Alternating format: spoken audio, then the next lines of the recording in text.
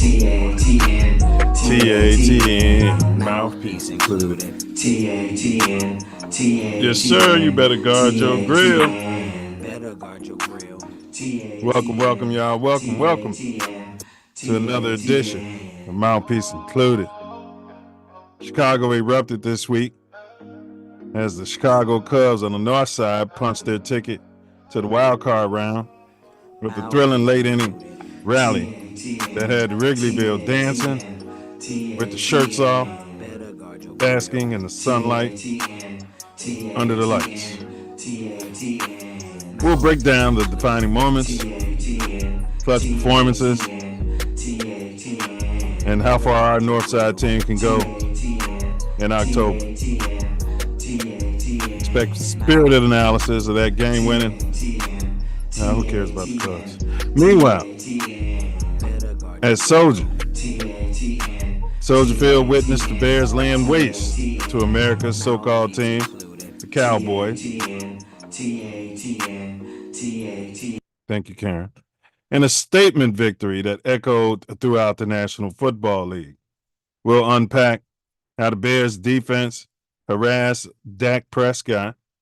He didn't want to kneel he didn't want to do any of that. He even came out and spoke out against it.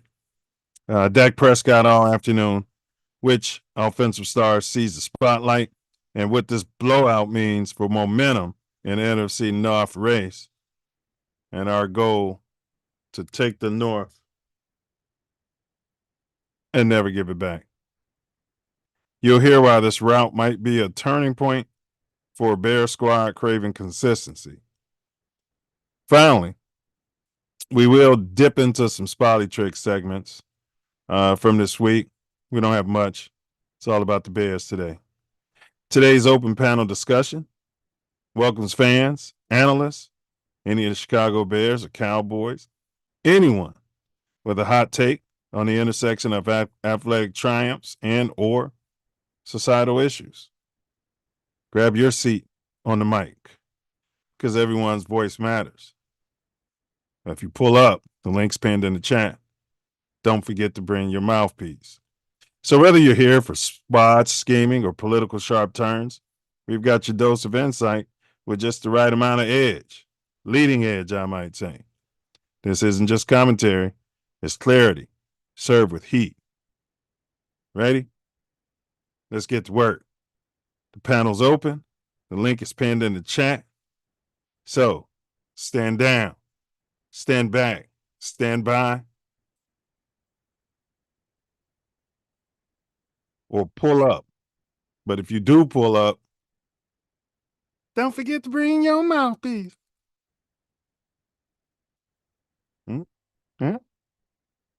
Do us a favor, smash that like button. The views expressed in today's pod are those of the hosts, the guests, and are not necessarily reflective of TATN or any affiliates. Big ups to our sponsors, Midwest Festivals, presents Ancestral Echoes. That's an annual house music, great DJs, great music, great people. Glamping Fest. So you can order your trailer.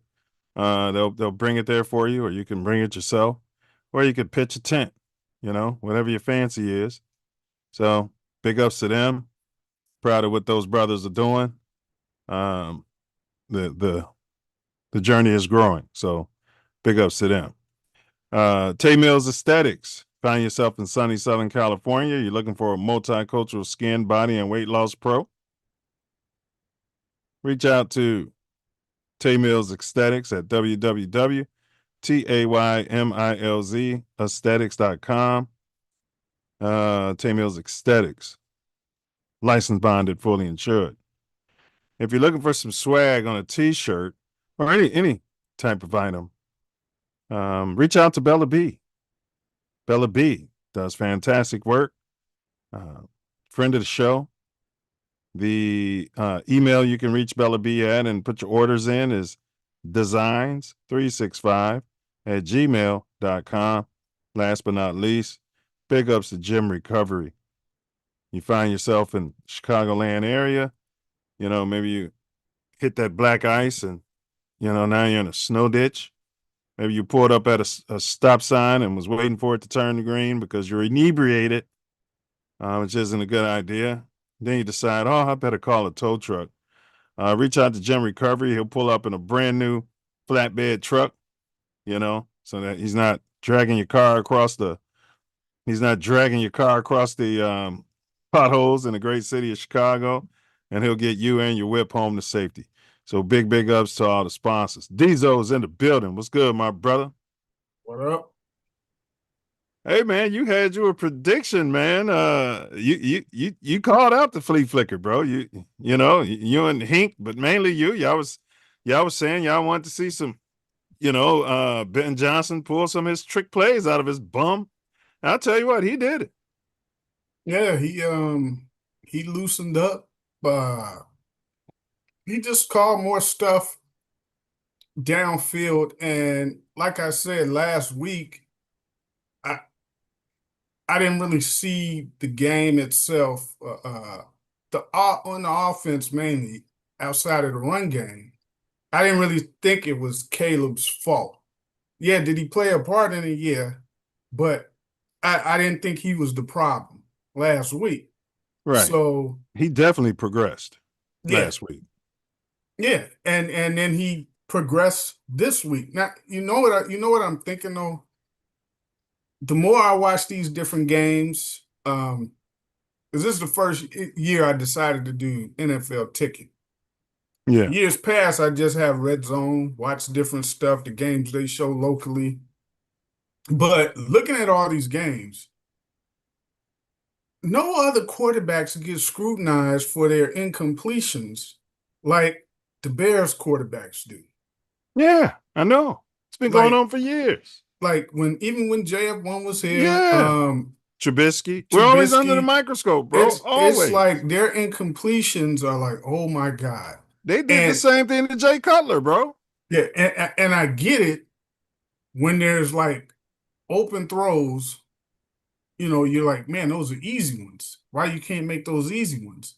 But over the course of a game, when you look at it statistically, they're beating a lot of these other quarterbacks, man, and nobody's on top of their necks and shoulders like they are the Bears. So sometimes I think we overreact to We've been talking about it for years. They had JF1, and it's all over the news, And hey, we're gonna get to it though. I just want to step up on and acknowledge I'm a Southside Cub fan. Okay. Mm-hmm. Chicago Cubs clinching a playoff berth. I think it's a wild card, but I think they deserve that. How far do you think this team's gonna go in October there, fella? Man, it's like flipping a coin because their pitching is not it's not a starting rotation that I would see make it to the NLCS. It's just not. They got one or two guys that are good and decent, yeah. But what's his name? The Ingmania or Shohei? Ohtani? Shohei? The Cubs starter. Okay, Shohei on the Ingmania. I don't know how to pronounce his last name. Yeah. But he's more of a Mark Burley type pitcher, which is a contact pitcher, right? Right. He's gonna put the ball in play. If you're a contact pitcher, they should be hitting ground balls. You got to make sure these guys ain't hitting homers and stuff off of. Shota Imanaga. Okay. Yeah. Him. I mean, they Matthew got some. Boyd, Colin Rea, Cade Horton, Jameson Taylor. Yeah. Yeah. So the rare guy, they're gonna knock the shell off the ball on him. You're definitely gonna have to go to a 4-man rotation because there's no way they're deep enough to go five deep. Yeah, if we get to the NLCS, that is, to me, they would have overachieved. Yes. Hell, the wild card. I'm dancing a jig now about them getting to the wild card. I knew they would flirt with it. That was predicted right here on this show, but they actually got it done this year. So big ups to them, man. Yeah, I give him credit. I don't give a manager much credit because I think he's blown a whole lot of games for them. I wish we still had David Ross. Yeah. Because his managing style is like overrated. And trust me when I tell you, he's blown games this year for the Cubs. Yeah, we were winning in spite of Ross too. But let's move on. Nobody really cares about that right now. Baseball until the playoffs. So our JF1 watch, which you accuse we don't do every week, he's out this week for a concussion, so we'll skip that segment. We got some chatter in the chat. NFL Studios said we needed that game. I'm still pissed. That's what I put in the Bears chat, that we lost to the Vikings. We should be 2-1. What do you have to say about that? We should be 2-1 right now, going to the Raiders to be 3-1. We should. Everybody knows we blew that Vikings game. And it's basically comes at the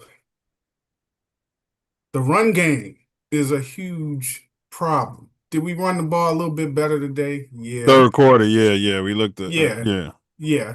But it's still an issue, and you can see it. It's the running backs, bro. Yeah, because they're running, blocking.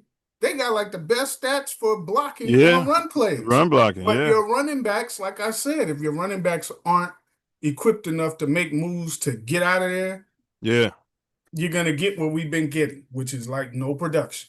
Well, you've been part of over the years, I feel like you've been part of the devaluing of running backs committee, the modern football. You got to throw the ball all around the damn field. Don't matter how much the wind is blowing. You got to have a running back with vision, with some wiggle, with some talent. You cannot devalue the running back. No. They have the ball in their hand, the second most to the quarterback. So why are we devaluing it? What the league is today. But that's predicated on you still have to be able to run to keep the defense honest. So if you're not keeping the defense honest with your ability to run, it just makes your whole passing game suffer because they can just gear up towards whatever you're doing as far as passing the ball. So running back is the quarterback's best friend. It's outside of the left tackle. But I was saying the draft, the first pick, I wanted a running back. Yeah. That's all you heard me saying. Draft a running back. Yeah. And they didn't do it. I'm not a modern day football type of guy. Maybe I'm old. I am old. I'm getting my letters from AARP. All right. We got a quick video to play, then we get back to it. Painting his nails. Big ups to air quotes for this. And this is on the Arenas, man, channel. His nails. Straight up. You can't, bro. That's Le'Veon Bell, running back. Nothing against nobody painting their nails, bro. That's what you into. That's what you into. But me as a running back, when Nick came handing me the ball, bro, nails painted, bro. I can't be looking at that in the huddle. All right, bro. We got niggas looking up to you, bro. We need to look hard out here, bro. Ain't got time for no little games. They got her painting his nails, bro. First pick of the draft, franchise quarterback, painting his nails, bro. Nigga painting his nails, that shit hurt. Air quotes problem.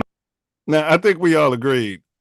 We don't too much care about the nail painting, but you better be producing like you were doing today.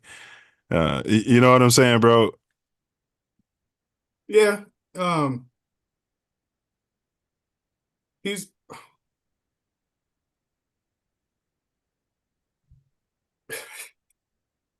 Hey, man, that was hilarious, man. Le'Veon was serious, too, bro. You know what I'm saying? He's like, you the quarterback, too, bro.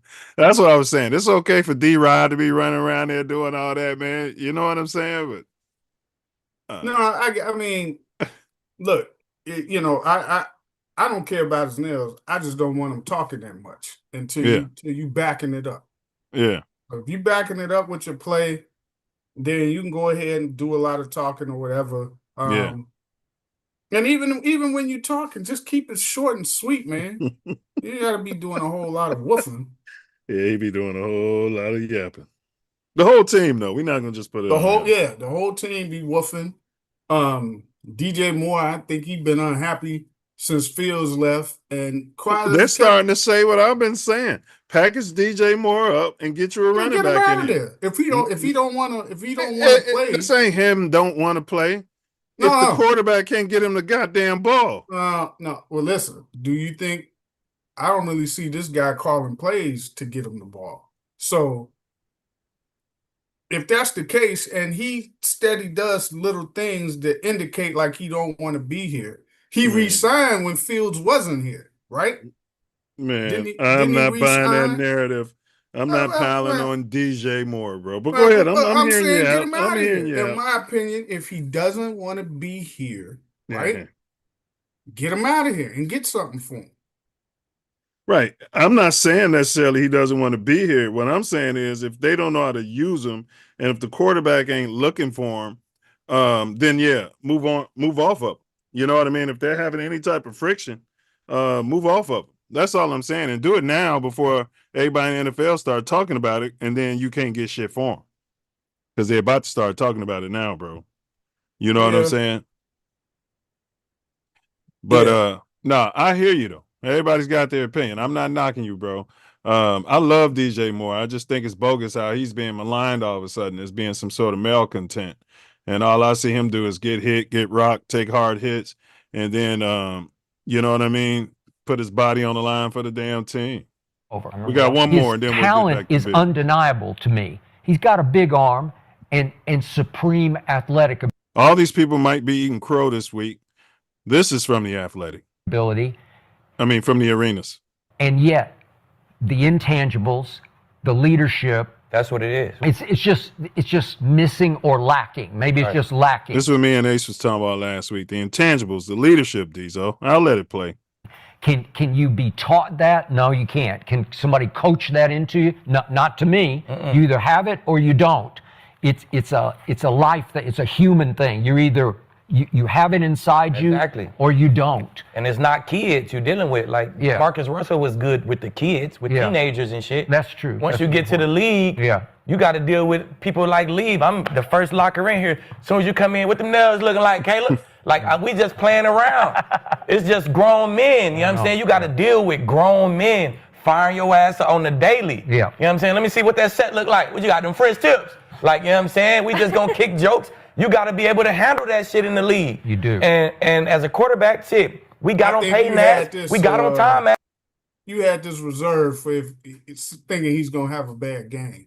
I'm That's why consistent you're because I playing wouldn't these play clips. it. If what you're saying is true, I wouldn't have played That's it. why you playing these clips. You thinking he's gonna have a bad game, so No. you're gonna pile on. No, we don't change our platform based upon, you know, how the guy plays or not. Ass, we got on Jared Goff ass. That's just everybody get it. They got on me. It's just part of the culture in the locker room. You got to be able to handle it. And everybody can't handle that shit. No. So are you saying this, and before we move on, Kinsey, so you're saying, all right, you're blaming Caleb. Are you out on Caleb? You think there's no shot, even with he's been out on what he had to be overcome fair, to now? You think you're done? I don't think the locker room is ever gonna buy in on Caleb. Yeah, Just I hear from you. the You're up personality, with that? the type of guy. I don't think the locker room is ever gonna get behind that shit and feel like, oh, we can win the chip with this nigga. Yeah. Like I don't like it. Yes, just from the Who film is that standpoint, I talk? like him. Who I is hope he that can turn talk? around. But Talib I get that. I mean, Khalid. he has the talent to do the it. one who's always It's just, into, can you do it? into There's a lot of guys off- that are talented off that the don't field have issues. Talent ain't the mental shit. side of Everybody, all 2,000, the get club of 2,000 in the league, everybody's talented. You know what I'm saying? Well, he said His what you talent- said, though. He was talking about the quirkiness of the personality. But all right, what's your take on that? I just ran it, bro, because we were having a whole debate about this last week. I was talking about more of the leadership things, leading those men in there. Well, I mean, we don't know as far as the leadership. The only people we've heard as far as players, we haven't even heard players say bad. You know, they kind of speak generalized to the team when they're talking bad stuff. But have we heard any offensive players other than Moore showing his dislike on the field and all of that type of stuff, right? I mean, you know, how you gonna? Again, he's a rookie last year. He's still a damn rookie if you go by the amount of games he's played. He only played what, 17 plus 3? 20 games now. 20 games. So I mean, like, I get it. Some dudes are more mature when they come into the league, you know, especially if they've been in college longer or prior to Neil. So you're saying right? some dudes aren't crying in their mom's lap their last year in college after a loss. Or wherever they might be crying, right? All right. So I mean, you know, we got to call a spade a spade. well, I mean, He's a little more sensitive than the average. Dude, probably other dudes cry. They cry in the locker rooms. That's par for the course. Right. But you don't know about it. Bro, I couldn't have cried on my late mom's lap at 10 at a karate tournament. You don't know about it, bro. If you did, what's gonna happen? She's gonna push me off her and say, "Stop crying, boy. We in public. What's wrong with you?" Everybody don't do that. Means you caring, right? So it depends. It depends on the situation. Magic Johnson cried when he losing championship games in the shower. They talk about it. You don't know all of this stuff. Yeah, years later. yes, in the shower, yes. Magic Johnson didn't cry on his mom's lap in the stands. He didn't. We're talking apples and oranges here. Man, we're talking. He's a weirdo. What part of that don't you understand? That's all I'm saying. People shed tears, bro. People shed tears, but they don't fall in their mom's lap at a game and at 21 years old, bro. Man, that's all I'm saying. He's a weirdo, bro. And that's all Talib was saying. I've seen now. Hold on now. I've seen grown men with their parents when they've lost big games and go and had tears in their eyes hugging them after the games. Now, I've seen that. You've seen that. And I don't think they necessarily weirdos either. Now, Caleb is a weirdo to us. You've seen that. I've seen maybe after wins or after they get into the Hall of Fame or something like that. I've maybe seen them losing big games. Name one. I've seen them get hurt. Karen, look it up. You seen people get injuries and they crying and their dads be over here and they be crying and stuff. That's a whole. Your season is over, possibly your career. I'm talking about you losing a regular season damn game and you at home and you run over in the stands and you start crying in your mom's lap. A regular season game. He was in college, right? Yes. Right. So that regular season game could mean you don't go to the CFP. All right. Right? Yeah, all right. That's I've heard enough. Bro. Hank the Baseman said, "We needed that game. I'm still pissed. We lost." Okay, we covered that. Yeah, we could be 2-1. They both said the same thing. Be Cool said Caleb nails weren't painted today. Maybe he's trying to toughen up. See, this stuff matters. That's growth and development, bro. If it's I don't care about his fucking nails. He's a weirdo. What do you keep talking about his nails for? He takes the paint off. He looks good. They win. He puts the paint on. The other defenses don't respect him, and he's got to deal with all types of other stuff. I'm just, I don't care about his nails. I care about how he plays. All right. Okay. I don't care about his nails. We know he's a weirdo. Yeah, I just had to play it. You know what I mean? Because I queued it up for the show. Keep talking about that stuff every week. So it's I'm not just starting to us. think like It's not just us. No, it may you not heard be. Talib. You heard. They're all jumping on it now. We were jumping on that stuff last year when he was first doing it. Well, yes, because this is Chicago, bro. But we already said he's a weirdo. All right. Give me your overall notes on the game before we get into specifics. What's your overall, a short summary of what you saw today? Overall summary: run defense, garbage again. Oh my God, they were porous. That defensive line, my goodness, bro. Just running right through them. Whoever we play, they got a run game. They're gonna run right through us. Did you see that running back they had that was just running us over? He looked like Walter Payton out there. The guy Williams, who came from Denver, and he was carrying us like 4 yards. Year, like 2.5, 3 million, cheap for 1 year. Yeah, Bears could have. He didn't fit our culture. I'm sure Ryan Poe said he's not painting his nails and he's not doing other weird shit. So we don't want him in the locker room. Yeah, Ryan Poe's. Yeah. So the run defense, hot garbage. Pass defense was okay. I thought so. It was okay. Yeah. I'm glad CD Lamb got hurt early. Well, your boy balled out. The one Tariq who Stevenson. I said he's always there in position. He just doesn't make the plays. He's usually there, and he gets for a whatever penalty reason doesn't hit the ball, doesn't intercept it when he can. But he's making plays today. Yeah. So I give him credit. If you're gonna shit on him, you gotta give him credit when he. But I always say he's right there to make the play. All right. So you said the pass defense. Yeah, pass defense was on point. The passing game was on point. I think Caleb's still missing layups out there. he missed some layups, man, but he made some throws too. And that's what I keep saying. Mm-hmm. We criticize for missing those easy Layups. throws. Yeah, But then he made some easy throws too. he did. And then he made some tough throws too. He did. So I don't know. I think he finished over 300 yards. Was it 3 or 4 touchdowns? Yeah, I'm I'll pull not it sure. up. 4 touchdown passes. But 4. Rome, bro, why is he dropping all these balls? Does he need glasses?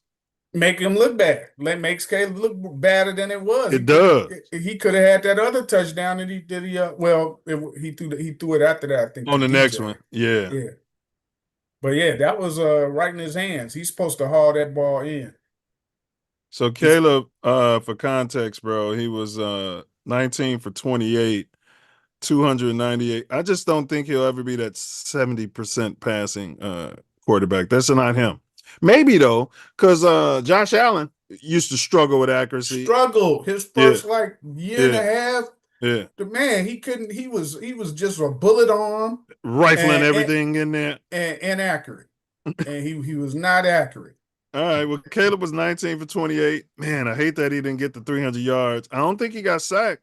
He had 200. Sacks. That's No beautiful. sacks. He had 298 total yards, passing yards for 4 TDs, 5 rushes for 12 yards. He had a great run that they called a holding on Darnell Wrong, but they never replayed it because I have a feeling that was some BS call. Yeah, I think it was because he stepped up in the pocket, and Right. But he was rolling to his right. Yeah, we would have had to see it again. We'd have had to see it. And I'm glad that Troy Aikman pointed out that Wright has been playing well. It's That was not Brady. That was Brady. I thought Brady did a good Yeah, job. it was Brady. It was Brady. Yeah, I thought he did a good job. And we don't see every single play what the tackles are doing on other plays, but these guys are usually acknowledging, like, hey, he changed something up. I heard Brady say that the first time today. Mhm. He said he changed something with how he's blocking, and it's been working for him. So I'm like, yeah. And when the safety stayed high, Caleb kept running the ball. I saw something different in their whole approach. You know what I mean? He would audible to the run, and when the safeties came in, he would audible to the pass.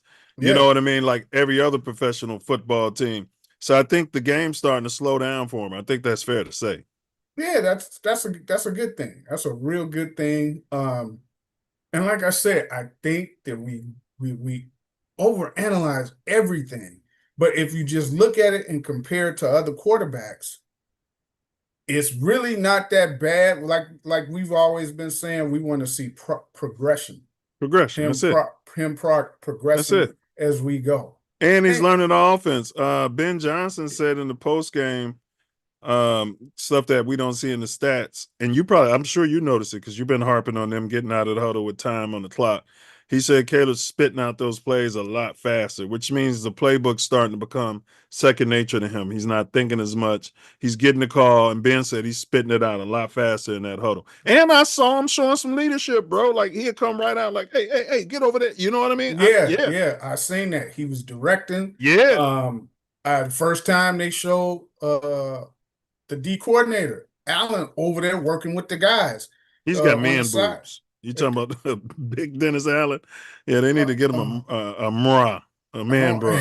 Hey, but he was over there like talking to these guys like, hey, get this going. You got to do this. You got to do that. So I like to see that. I like to see the coaching on the sideline during the game. Involved with these guys so they don't just keep making the same mistakes and errors. Look at LB3, bro. 3 receptions, 101 yards, 33.7 receiving average. Rome, 3 catches, 62 yards, 20.7, and a TD. Burden had a TD. D Swift, 3 catches, 45 yards, 15-yard average. Loveland got a catch. He's got a hip. Did you see him get hurt? Yeah, I didn't see it, but he came out, I think, after the first or second quarter, somewhere in there. And was he blocking or just running? A hip's not a good sign, bro. That's not good. No, I don't think it was. It was like something that he had already had before. They coach said it was a hip. It could be a hip pointer. You know, it could just be a hip pointer. Hopefully, it ain't nothing more serious than that. But the key thing for me is this dude had 13 carries, 33 yards, 2.5 yards a carry. Javonte Williams had 10 carries, 76 yards, 7.6 a carry. Miles Sanders, 9 carries, 41 yards, 4.6 yards a carry. So the running game. And Monunga, if he hadn't ran back 8 yards, his numbers would have been a lot better in the way it looked. I was happy because I was like, while they're playing, I'm like, you and Ace in the Hole get to see that he's a legit, because I know you hadn't really seen it yet, for him, short yardage situation. He just got stood up on that play and they didn't bring him down, so he keep on trying to run. You should have just went down. I'm not going to hang my hat on him because he's little and tough. All right. I mean, he's a fifth round flyer. Hey, but he's a legit short yardage. I want to see he's hard to bring down. Johnson hammer that ball in You didn't see him on special teams? Yes, 2 weeks straight. I want them to hand the ball to him and see what he can do. He was out there making a tackle. That's what I like. I think he told one of them coaches, he in the doghouse for some reason. This makes 0 sense. Well, here's what makes sense. Is you got to remember, bro, this is a new offense. So it's the same thing that it is for Caleb. What is that, like 4 offensive coordinators inside of a season and a half? Yeah. It's the same thing for some of these other players that were still there. So he may not have been grasping this offense the way some of these other guys just beat him on the depth chart. So, let's look at Tremaine. You know, I've been on his ass for 2 years now. Tremaine Edwards, the Butch stud. I call him. He's a Butch stud. 15 tackles, 2 picks, bro. This is what we're paying him for. He just happened to be in the right places at the right times. He made some plays though, man. Yeah. I mean, you know, we waited 2.5 years for this, but he made some plays finally.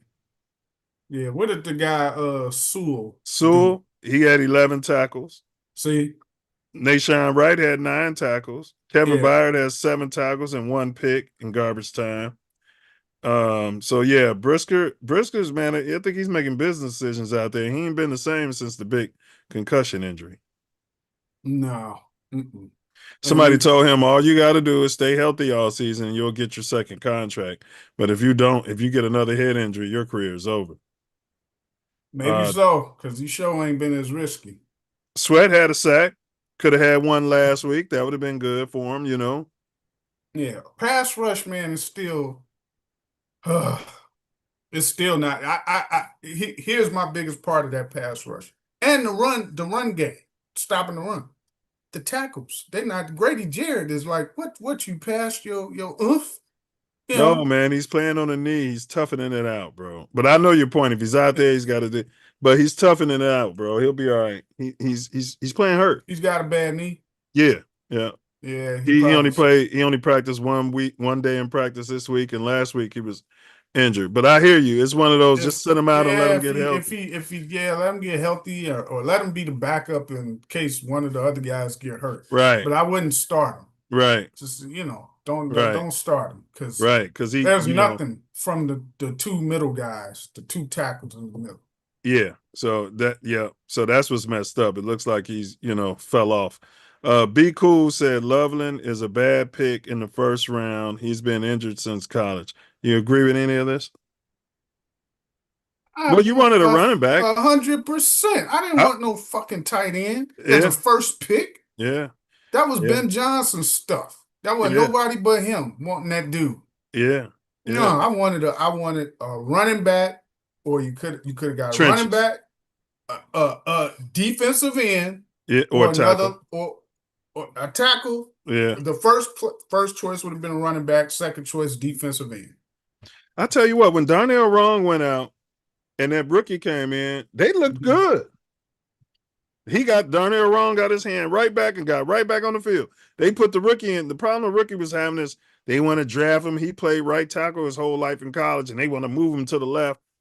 Draft a damn left tackle if you want a left tackle. But when they put him in on the right, bro, that side of that line looked good. Darnell, it just looked good, bro. They were running the ball, bro. They was having the pocket look clean. You know what I mean? There was no penalties. And that's why I said depth on the O-line. I'm talking about that. Yeah. You keep some people that are serviceable to come in when your people get hurt. This is a long season. You see how many people getting hurt today? Then everybody can't just loaf on the job like that one dude did. I think his mom had passed. We brought him in as a free agent, and he gave us nothing and just stole money for 2-3 years. Guys like that wouldn't be able to do that if they got somebody on their ass who can take their job. Yeah. You still got to play. You still got to produce. Ain't no sandbagging. So defense wise, you give up 52 last week. You gave up 14. That's a little skewed. I felt like that was a 21-point give up. Like they were doing pretty much what they wanted, and They then were moving the ball, and their receiver got hurt.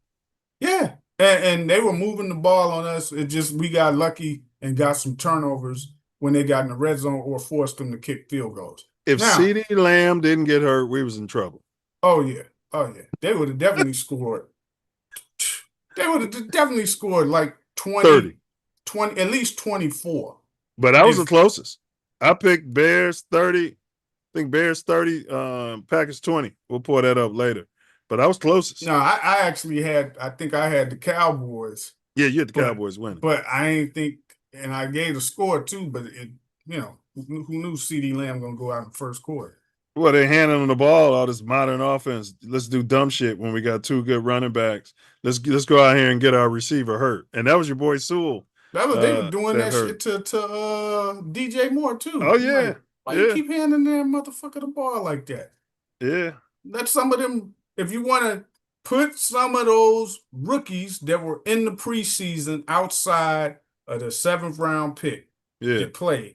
Some of them rookies that were playing running back in the preseason were hustled. I'd like to see them instead of you trying to use DJ Moore as a running back. There you go. Diesel, you had Dallas 34, Bears 27. Oh, ye of little faith. Ace had Dallas 27, Bears 30. So Ace was close. I actually picked the Bears 31 points. I was right on point. And I had Dallas 20. I didn't know CD was going to get hurt. And then Hink had Dallas 27, Bears 24. So you and Hink were of ye of little faith. Okay. Hey, look. They were going up and down the field. Hey, CeeDee Lamb gets hurt. Who knew, right? Yeah, who knew? Now, if he gets hurt, you might see me switch them scores. And remember, I said the Bears going to have to score to win this game. Yeah, it's going to be a shootout. They scored. And it just Dallas couldn't convert when they got in like the red zone. They kicking field goals, turning the ball over. So, the Bears deserve that victory. Who's your defensive MVP? For that game? Yeah. I'm gonna give it to your boy who owes the house. Butch Stud Edmonds. No, you know what? I'm not giving it to him. I'm giving it to Tariq Stevens. Because even though the dude got the picks, because he just happened to be in the vicinity when that ball was thrown, I think Tariq Stevenson turned the game around for the Bears. When he stripped that ball. Yeah, because it was looking like, here we go again. That's how I was looking. He stripped that ball and that turned everything around. Yeah. Everything around. And it was like, here we go again. We came out there with the offensive penalties and all this and that. Yeah. And he's doing a good job covering. So I'm gonna give it to him. You giving him the defensive MVP? I'm gonna give it to Tremaine Edmonds because I've been on his ass for she's ass for 2.5 years. So, but I can't knock your pick as a defensive MVP. So let's flip to the offense. I've been hard on Caleb, but I'm on record saying I'm not off of Caleb. I'm not off of him. I was going to give him 6-7 weeks in the new offense. Offensive wise, I agree with you. Running game was sucking. Even Ace had that note he sent to us. Horrible. But that third quarter, bro, that's what I think our identity is going to become. Because Ben Johnson loves to run that football, bro. Man, listen. We need a running back before the trade deadline. I'd like to see that be important part of our game when we can run it when we want to or play the pass game. We need a running back before the trade deadline. Unfortunately, with these backs we got, I can't see. Yeah, we need a running back. Because remember, Dallas been giving up points just like the Bears had. So that ain't the defense that we want to be trying to judge ourselves by, right?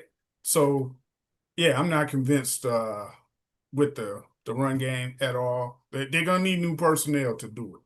They I get new agree. personnel, we in business because these dudes be winning their blocks when they run block. Yeah. We just need some talent back there. Yeah. Yeah. I agree. Because Swift would be a good backup, good change of pace He's a back at this backup. point. He's a backup or a third down back where you can dump the ball off to Yeah. him. Yeah. Scat back. Yes, little wing back. Yeah. Yeah. Mhm. So you saw the stats. Romo Doomsday. I mean, okay. Cole Kmet, he caught a TD pass, had a couple of receptions. Looks like we were getting the ball. He drew a penalty, didn't he? When the dude had hands to the face. Oh yeah, he did. Yeah, sure did. So Ben had came out before the game and said us not getting the ball to the tight ends is on him. So you can see he had called up. He schemed plays for the tight end today, Mm-hmm. and that helps. Yeah, it helps because then it's giving the defense another thing for them to have to try to play. Yeah, those safeties and linebackers have to be thinking. I got to cover this dude. Oh, wait a minute. I can't just commit Sit to on the this, run heavy. sit on that. Yeah, yeah. Hank said, "I'm glad I was wrong. I won my bet." I don't know how. What do you mean? Oh, okay. He probably bet. No, he said he won his bet. So he probably bet for the Bears, but predicted the Cowboys would win. You know what I mean? No, I didn't bet on the Bears. I bet on matter of fact, I did a live bet. So in the second quarter, they had a live bet, and I did Caleb to throw for 275 or more. He was already like approaching 200 in the second quarter. So I was like, oh, he's going to throw for that. And I parlayed that with something and I hit it. So I was like, yeah, he's going to throw for that. Yeah, Hank, pull up. The link's pinned in the chat. It's always open panel on Mouthpiece Included. Always open panel. Just click that link, pop up. So Caleb's play. Let's break that down. I won't say he was in full command, but he lost a lot of that deer in the headlights. They let us get away with a couple penalties, procedure penalties. One was a delay of game, and another was a couple times, bro, when Caleb had two people moving at once. The offense ain't set yet, and then he's calling the other guy in motion, and they let us get away with it. No, so but you can't. No, there's certain plays though where two people can be moving. It's like not like a direct set. It's like, you know how if you used to see the line, they all stand up and adjust at the same time? That was the Cowboys, yeah. The Cowboys used to do it a lot. But there's plays where guys can go moving, but it's the line and everybody's not set yet. Now, once everybody gets like officially set, then everybody can't be moving at once. Then only one can be moving. But yeah, you can do that where there's like, oh, I guess he's running over here, he's running over there. Yeah, you can do that. You can all right, I'm gonna have to watch the tape because I was like, oh, thank God they didn't call that shit. And with the delay of games, remember, it can get to 0, but there's like a second that they give you when it gets to 0. So technically, you can honestly get to like +1. Yeah. Yeah. So Caleb, what grade are you giving Caleb today?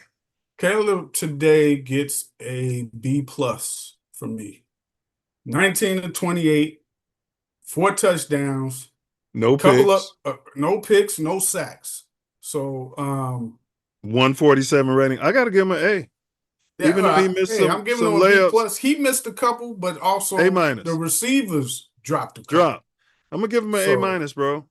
So yeah, he played. He balled. He just in certain occasions, he just got to take a little bit off on his ball, and when he does, it'll come better. It's almost like how Josh Allen had to learn the hard way. He throws with touch now more than he ever did when he first came. He's a B- quarterback on the season for me so far. When you factor in D- or D the first week, B- or B the second week, and I got him as an A- this week. So, you know what I mean? He's trending. He's trending. Yeah, he's serviceable. Then yeah, now he's starting to uprise. He's starting to And hit that deep ball, bro. That 65-yard bomb was the longest of his career. He oh had a yeah, lot of career records he broke for himself today. and he didn't have a lot of time to get that. I thought they messed that play up when the running back threw it The back to flea him. I was flicker. like, oh my God. He had all up in the air, and I was like, I was man. like, yeah, he's about to get popped. Yeah. Right? And then he just woof, and launched a It's like they launched a- practice it all week. I bet you that running back never threw it all the way up in the air like that. The boy, they get in the game time like, yeah, and so big game will be next week at the Raiders. must win. Yeah, it's a must win for a couple of reasons. The Packers ass now, like we shouldn't even be looking at like the division and stuff this soon, but We have to. Well, no, I'm looking at it more so just for our productivity moving forward. You know what I mean? So I want to see them play well, beat them, and they're coming off 2 losses in a row now. They Who? lost at the Raiders. Oh yeah, we'll save the Raiders talk to the very end, man.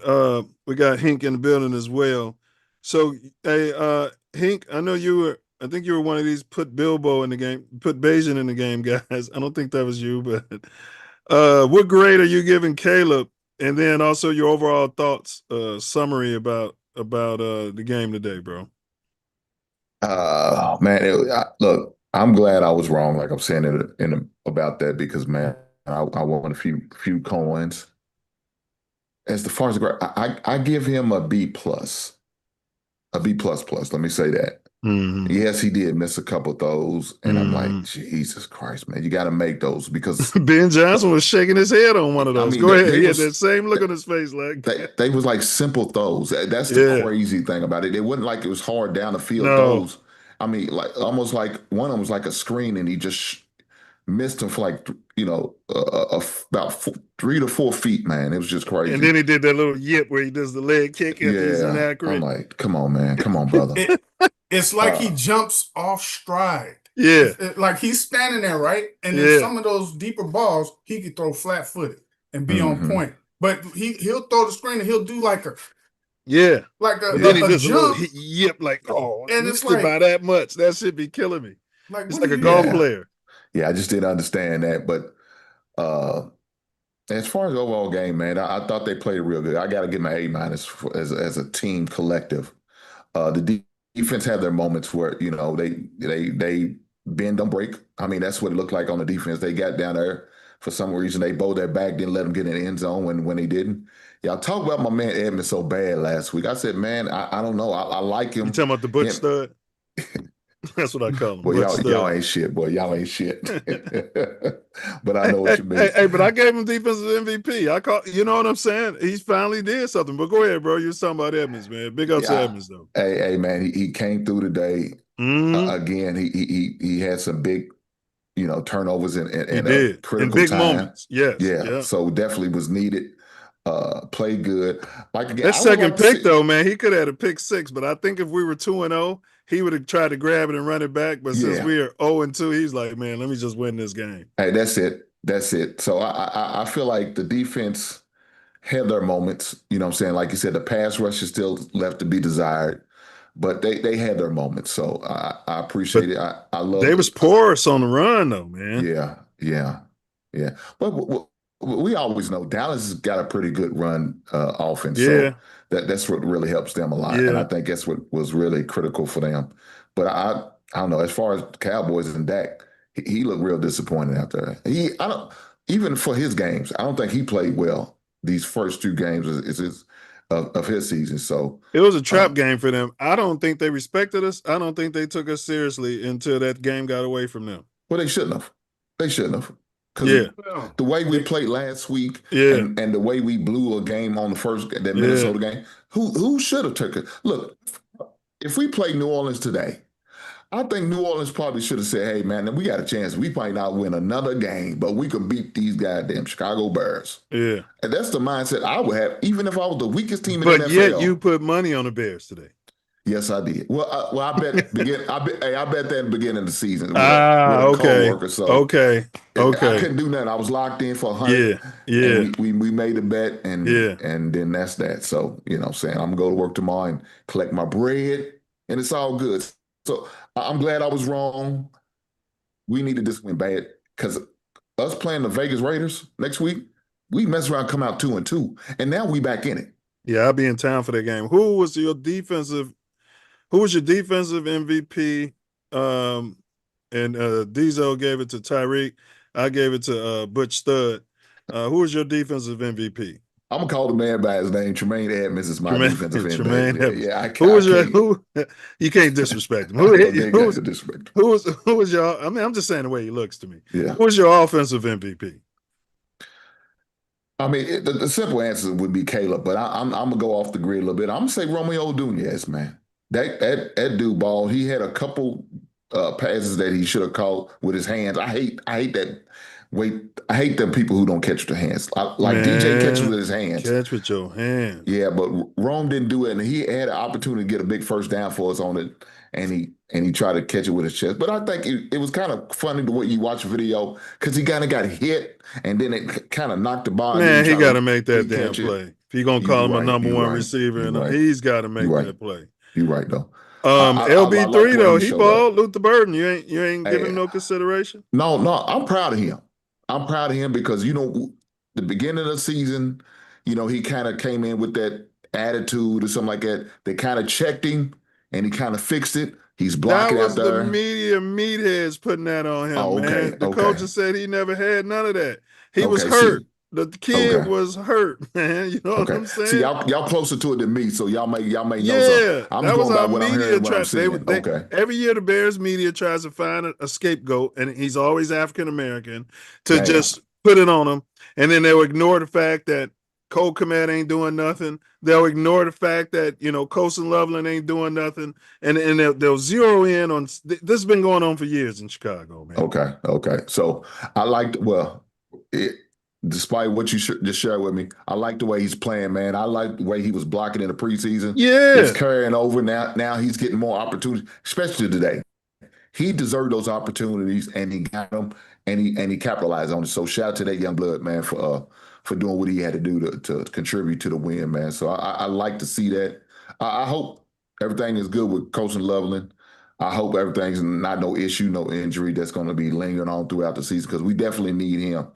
Cole Kmet showed up. He showed up as far as blocking. He showed up and making plays on offense. So hey, man, look, overall, I was really impressed with the offense, man. I was really impressed.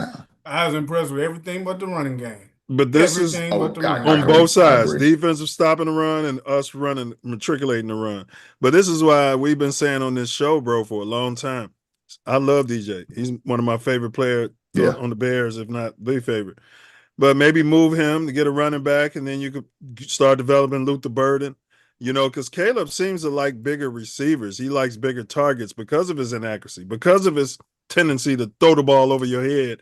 I think he's one of those guys who needs a bigger target. And let's not try to force smaller scat guys. Yeah, got a lot. He's got a lot of anxiety. Yeah. He needs guys with big range. But Diesel, who was your offensive MVP? I'm going Caleb, bro. Yeah, I'm gonna go. You know what? Because his nails wasn't painted I'm gonna today. go That's Ben the main Johnson. I'm gonna go Ben Johnson. Well, no, players. Okay, well, yeah, then it would be Caleb.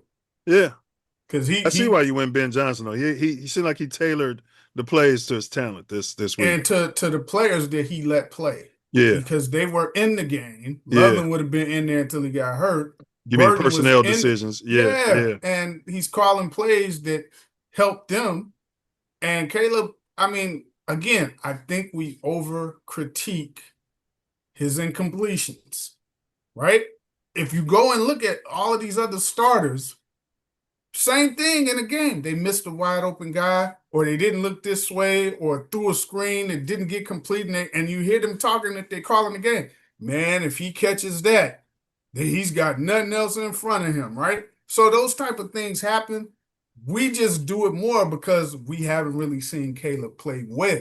So we're like, man, how you gonna miss that? And he's like wide open, right?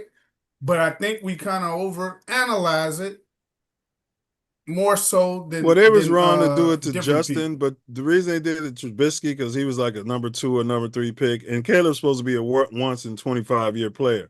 So I think the bar is set higher for a guy like that, where you expect him to make the layups. This would be like a Michael Jordan when he was drafted if he was blowing layups. Do you know what I mean? You probably wouldn't care if it was a Craig Hodges type, but if it's if it's a generational player, bro, they're probably going to be a little harder on him. Go back to Peyton Manning. Throwing interceptions like crazy. But he wasn't missing the layups, bro. Some of those were layups, and he just misread it and threw bad balls. Come on, bro. Well, maybe so, but I'm saying the screen pass is 5 yards away from you, and you throw it behind him and to his feet. That's what I'm saying, bro. I'm saying, though, if you watch an NFL game, you will see several quarterbacks miss the same kind of passes, but they don't get critiqued like the Bears quarterbacks do when they miss them. And you know why? Because we don't usually see them do well. So we want to see them do well. So we're on top of every little thing they do. But I'm telling you, if you go watch these top quarterbacks, they missing stuff all day. Green Bay had a horrible day in Cleveland. I think the difference is when you use Peyton Manning wasn't talking all that trash prior to his season, his career getting started off. Well, that's a separate thing. But see that brings a certain spotlight on you. Sure does. You put the target on yourself. You're gonna draw some spotlight. Right. Good, bad, or indifferent. It's coming. So guess what? You gonna talk about these? You talk all the shit. You better back that shit up. You talking? We already said you're telling the punter you're not gonna be punting. Shut up. You're saying you're gonna win multiple Super Bowls. You're chasing Brady and all of that. Yeah, he did all that, man. Yeah, you got to shut up. I said that. He got no business talking. He's sitting there painting his nails, talking shit. You know what I'm saying? You know what I mean? On the field. But it does kind of go back to Bears quarterbacks in general, where they get critiqued. Justin Fields didn't really talk. He didn't talk to damn near a fault. You had the choke words out of him on the stand. Trubisky didn't really talk that much. I mean, it's just and again, do we want to see them make them easy passes? Yes, because those things can change a game. Give you a first down, set you up. And, of course, all your passes ain't going to be easy ones. But at the same time, if you just go look at the rest of the league, they all do it. But I think it's mainly because our quarterbacks never really succeed in the passing game, so we're even more critical. We're hypersensitive to the whole thing. Yes. We want to see them do better. Be Cool said Raiders have a much better defense than the Cowboys, and then I'm adding potentially better coach. We're gonna get to the Raiders. Be Cool. We want to hold. We're almost there. What was the keys to the W today, y'all? Or key to the W? The timely turnovers. I mean, they played like a damn Lovie Smith defense. Bend don't break. I mean, I know they don't play cover 2 or zone like that, but that's a Lovie Smith defense all the way. They moving the ball. The turning point of the game was that Tariq Stevenson stripped old boy, and that turned. I'm telling you, that was about to go in and score. And I was already thinking, here we go again. I was moving off Caleb. I was off Caleb. Yeah, all that. He saved Caleb's career on that play, bro. I was like, oh, man. You know what I'm saying? Yep. And I think when we took the ball, we went down and scored. Yeah. Well, one thing about we already had a 7-0 lead. The only thing they were going to do is just tie the game. No, that was after the first drive. Yeah. We came out, and they stopped us, and then we punted. And then they started running the ball right down our throat. No, I thought we was up 7-0. 0-0 at that point. Are you sure? 100%. That was 0-0. Because I'm telling you, I was sitting there like, here we go again. Here we go. Yeah. If we had already scored, I'd have been good. We had the ball first. They stopped us, and then they was just running down our throat and passing, getting the passes off, and then they was running the ball. They had 2 runs. I thought we already had like a touchdown. Nope. The Bears went 3 plays, -2 yards in punting. Cowboys got the ball, 2 plays, 29 yards, and dude fumbled. Mm-hmm. Okay. Had And to the Bears snatch went from him. down and scored a touchdown.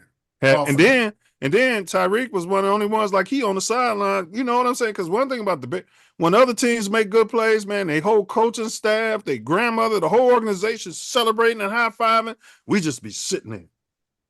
You know what I'm saying? Like, man, take that momentum, take that. Like, you know, as a Bears fan, you know, I be sitting there watching other people celebrate, and then we do great stuff, and we always got to be disciplined character guys.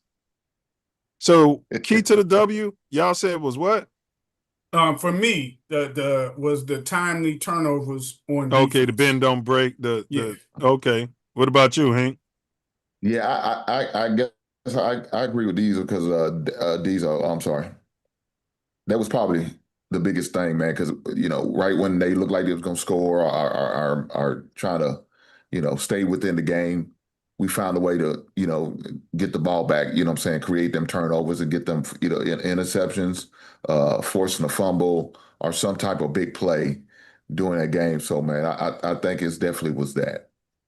I'm gonna say Caleb showing the ability because all since he's been in the league, he's got the worst deep ball percentage in the NFL and one of the worst in the NFL history. So him being able to stretch that defense and have them really have to respect those guys who are running those Z routes. I'm gonna give it to I'm gonna say Caleb being able to connect on those deeper passes, bro, because that opened up the whole offense. And I think Ben is telling him to take some of those throws. Yeah, hit or miss, take them. Take some because he missed a couple. I think in the first game when dude was open in the middle, going deep, and he could have threw it to him, but he didn't. He checked it down. But that's like learning, going through the offense, thinking that that's what they want. So I think now he's starting to look, man. What was that they had in the backfield when we was driving to secure the game? They had Monanga, I think, back there take the snap, and he almost messed it up. And then they had Caleb come around on the reverse, and it gave it to him. And then Caleb was able to tuck it and run and pick up some yards, brought up 3rd and 6. But it was somebody wide open. Yeah. And Brady called it. He said, hey, he says, if they don't have a lead like that and the game's close, he says, I think he would have threw it. But the play was almost kind of blown up. So he said, I'm gonna just run and instead of risk to try to throw it. And so I wasn't in disagreement with that. Yeah. There's gonna be a time though this season, later this season, you're gonna have to throw that pass. Well, Caleb's gonna make the pass. He's gonna throw the pass. He's gonna be feeling himself. He's gonna be more confident. Yeah, and we got to keep reminding ourselves it's only his game 20. Yeah, game 20. That's it. Under 4 different offensive coordinators. And what was you about to say? And we got to remind ourselves that this is a quarterback who paints his nails and cries in his mom's laps just 2 years ago. But what were you saying, Hank? We do. Yeah, he's an emotional roller coaster. I tell you this. Swift, I don't know. DeAndre Swift, man, I'm just sick of his ass. You sound like Diesel. I've been sick of him. Look, I've been sick of him since we got him. It was crazy, man. Because this is the way I see it. This dude trying to shuffle all in the back. We need 1 yard, dude. I know. Get your butt and hit that hole. Why are you dancing in the backfield? We need 1 yard. You mess around and lose 2 yards trying to dance. That don't make sense to me. It's just not smart. Not smart at all. I hate to harp on it. Why won't they just get a damn ball to Roshan Johnson in these situations? He's got to be in a serious doghouse, man. He got to be in the doghouse, bro. He got to be in hot water. Y'all remember the defense coordinator we had, the brother? He got fired, and nobody would talk about what the reason was, and there was a lot of speculation. Yeah. Supposedly, I'm not making this up. They called him. I think it was his office. I hope it was his office. He was in his office spanking his monkey. What? Yeah. So the coordinator was killing He's supposed to be working and looking at game film. I guess he was looking at corn. You know what I mean? Oh. Yeah. He was getting it in. Yeah. That's amazing. If that grown man, that's amazing, bro. At work. So hold on. How did you equate this to Johnson though? Was he part of it too? No, he wasn't. Oh, you just brought this No. up. Yeah, That was yeah. like I wanted God to damn. get it out before I wanted to get it out before I forgot because I heard Okay. this from it was from local it was in the local media and they don't really want to talk about it. And I think they knew, but because they don't really have the evidence, you know, they ain't gonna blurt out they ain't gonna do what I just did. You know what I mean? Yeah. So yeah, but supposedly Well- that's what he was doing. Well, the way you make it sound like it's some FBI stuff. That's what I was thinking. I know, about. didn't Like, but that was MAGA rumors, bro. They were you like, know? it's internal. okay. Whenever it happened, it was like it's some internal stuff, and it was like almost we were thinking like, well, did he sexually harass somebody? Correct. Because they mentioned And- something about his family and his wife, didn't they? Yeah. Yeah, yeah, and yeah. and never did we once think that, man, this is crazy. No, he just needs So- psychological help. He's got a corn addiction. Okay, well then, if that's I don't know if that. Let me go and say. Well, I it don't think fit warrants- Pose's. It don't I fit don't think Pose's culture. Oh, okay. So I don't think it warrants for him to lose his job. Maybe Well- suspend him for about 3 or 5 games or something like that. Yeah, it You all know, depends, though, man. get him Whose some office help. was he in? Was the door Yeah, open? yeah. Was it locked? There's a lot of factors involved. Who saw him? You know what I'm saying? Get the man some help or something like you know what I I'm don't saying, know. and keep it moving. But But he didn't When even they get say, another job. Jalen Johnson talking about he got a sex addiction. Jalen Yeah, Johnson but he's a said player. The cornerback who's hurt. Yeah, that's why he's got a penis injury. He talking They about call he's it the groin. got a sex addiction. Yeah, that's why he got a penis injury because that's probably why. You know, and they never talked about how he got that injury. They were all hush hush about it, weren't they? that. God damn. Yeah. That's Hey, some nasty work. You wouldn't know about that if he wasn't in front of the cameras talking. Yapping all the time. The Bears were being hush hush about his injury, you know, like as long as possible. He on a podcast the same day, like, yeah, I don't know if I'm gonna need surgery, and yeah, I'm gonna be out a long time. Yapping. Like, what's up with the communication with the Bears? I got an employee going on a podcast telling his injury, and it's not even at that point in the week where the coach has to reveal his injury. That's institutional control, man. You I ain't think doing that it's- in the Patriots. I You think ain't doing it's- that on Mike Dicker watch, and you ain't doing that on Lovie Smith You know watch. what it's called? He got his contract and he got his guaranteed money that's in that contract. So, And what you it's know, called is ain't no coach got the balls to tell him to shut up or sit down on the bench. Yeah. shouldn't be yapping. But the coach is That's yapping. some- There's a few of them on That's this crazy. team that yap too much. But the Our coaches, coaches are yap. well, That's the why coach Green is Bay's supposed- coach said he fancies himself he calls himself a great coach. He came out yapping and yapping. Ben Johnson be yapping at every but the everybody. coach is We can call him supposed for to- an interview. He'll sit down he's with us. supposed to yap. Okay, the coach Bro. can yap. Yapping. Well, Yeah, but the coach I can think yap. it's all about what you say. Like, you know what I'm saying? If you're talking about game stuff, planning and all that, okay, I can accept that. But if you are getting there talking down to your own teammates, your players, and all of that stuff, Man, that's you when I getting got paid an issue with $13 that. million a year, bro. You don't need no podcast money. You don't need none of that. And if you a guy barely making it and you a third string guy and you're on the practice squad, go out, yap your ass off, get your money. If you getting paid this money, you Ben selling Johnson. information. Yeah, we 0-2. I want you in watching film. He don't get no different than Jalen Johnson. And that's what I'm saying. If I was a head coach, I would have came around and told everybody no more podcasts, and that starts with me. Our GM runs around yapping. I don't see no other GMs yapping.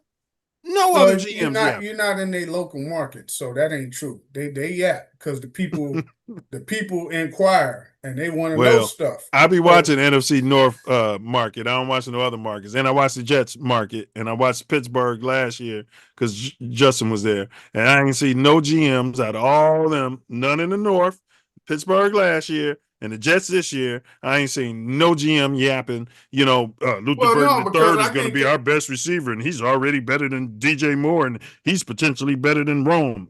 I don't hear that. Well, not that type of, but they yap, man. Trust me, because they markets go to them, especially when they got people they drafted that ain't performing, and they interview them just like we be on this dude. So they yap. It's just we don't be in those markets, and you don't get all that information. Right? You drafting players talking about, if that knee can hold up, he'll be a Hall of Famer. Shut up. say we got to develop these players. You know what I'm saying? He's putting targets to Hink's point earlier. There's no need to put targets on people's backs and build up an expectation that they can't live to. It's young mind. You know, Yeah, if you living by that younger mind of the day, yeah, then you're gonna be talking like that. that's what they be telling me in the comments. I'm old, and everybody goes on podcasts. All right, y'all. Speaking of coaching, let's get our coaching grades in. Let's start with Dennis Allen. I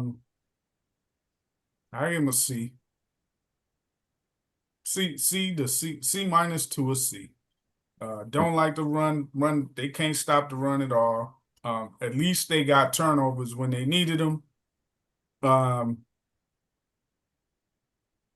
That's about it for him. I did no pass rush. So you're saying a C minus or A C B minus to no. Hell no B minus. It's a C. I'm gonna give him a C. No pass rush. Can't stop the run, but you got timely turnovers. And I think you got like what, 3 or 4 turnovers. So in that case, I give you a C. Man. They were moving the ball up and down the field. So yeah, C. C for Dennis Allen and his defense. Man, I would give him a B minus. I'll give him a B minus. I don't know if I'll go too low. Give my man a C. Yeah, man. We held the Dallas to 14 points. They've been scoring on everybody this season. I'm gonna give him a B. Hey man, y'all go ahead with that stuff. I'm telling you, y'all seen what I seen, and what I seen was they blew opportunities in the red zone. And it wasn't exactly because the Bears with the one big takeaway was what Tyreek did. Right? The other ones, they were like thrown right to the guy. They looked like a totally different unit. Now I know it's a different team, but it's still a pretty damn good offense in Dallas. They look like a totally different averaged unit. almost 6 yards a carry. Dallas did almost 6 yards a carry. Prescott still threw for 250. But they only put up 14 points. No, I get the points part is okay. So you can go back to a Lovie Smith team. It used to drive us absolutely crazy that teams would be going up and down the field on us with Lovie Smith. Urlacher make a play or somebody Briggs make a play. Right. So, but when we played good teams, you know, you wasn't. Let's not talk about Lovey. He was over 500 every year in his career. He flirted with the playoffs. He got to the playoffs. He got us his bowl game. I'm talking about the defense that he used to run. How he used to go they were crazy. predicated on his defense. Defense was winning. The reason they was winning. Yeah, well, no, the defense was winning when we had Ron Rivera because he played an aggressive style of the cover 2. The minute he got rid of him, that's when it all went to shit. Okay, let's not forget that. So you weren't a Lovey guy. When he had Ron Rivera, yes. But once you got rid of him, no. And you can go and ask Lance Briggs and all of the rest of them, and they'll tell you. When he let him go. Is Lovey in the Bears Hall of Fame as a coach? He should be. I doubt it. Damn. And he did it for peanuts. I don't really hear none of them that's in the Bears Hall Ring of Fame. Yeah, he did it for peanuts. All right, so let's move on. Offensive coordinator, Declan Doyle. I'm joking. Ben Johnson as offensive coordinator. I give him an A minus, man. I give him an A minus because we not only Caleb only had 4 touchdowns to 4 different receivers, but the offensive game plan was there to really move the offense and even involving the tight end. Even though Loveland got hurt early in the game, unfortunate for him, Cole Kmet was involved, caught some passes. You know what I'm saying? Even though we wasn't running successfully, we stuck with it. We didn't just give it up.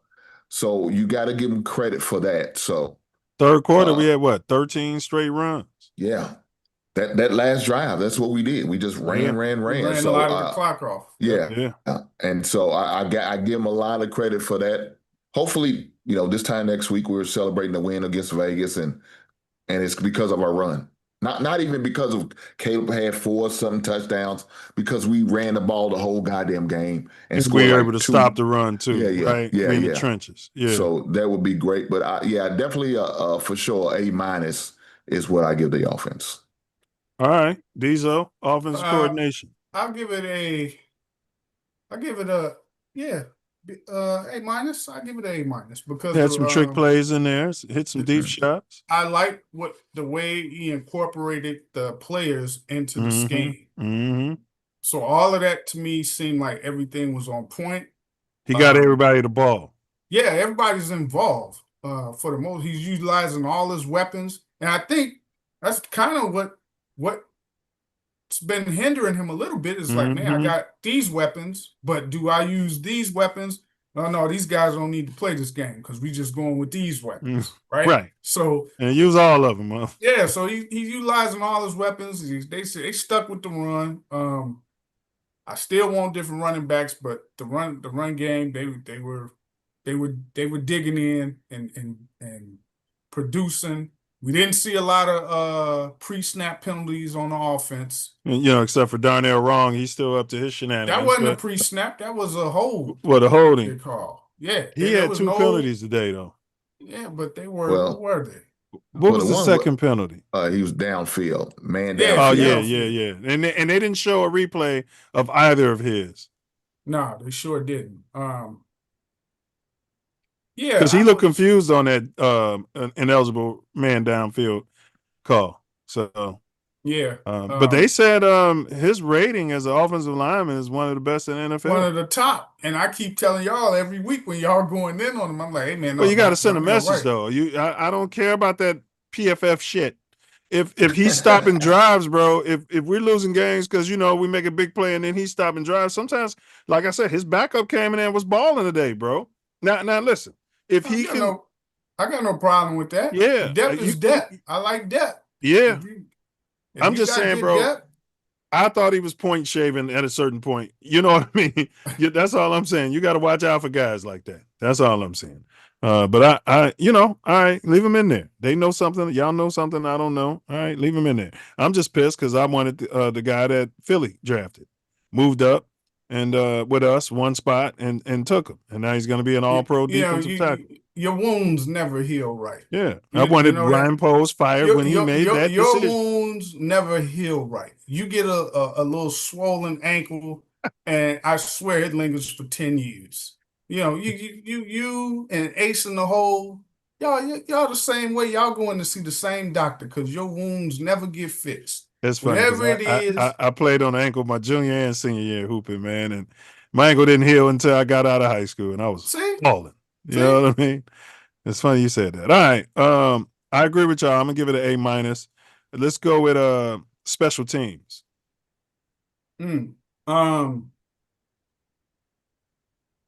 I'll give special teams a B.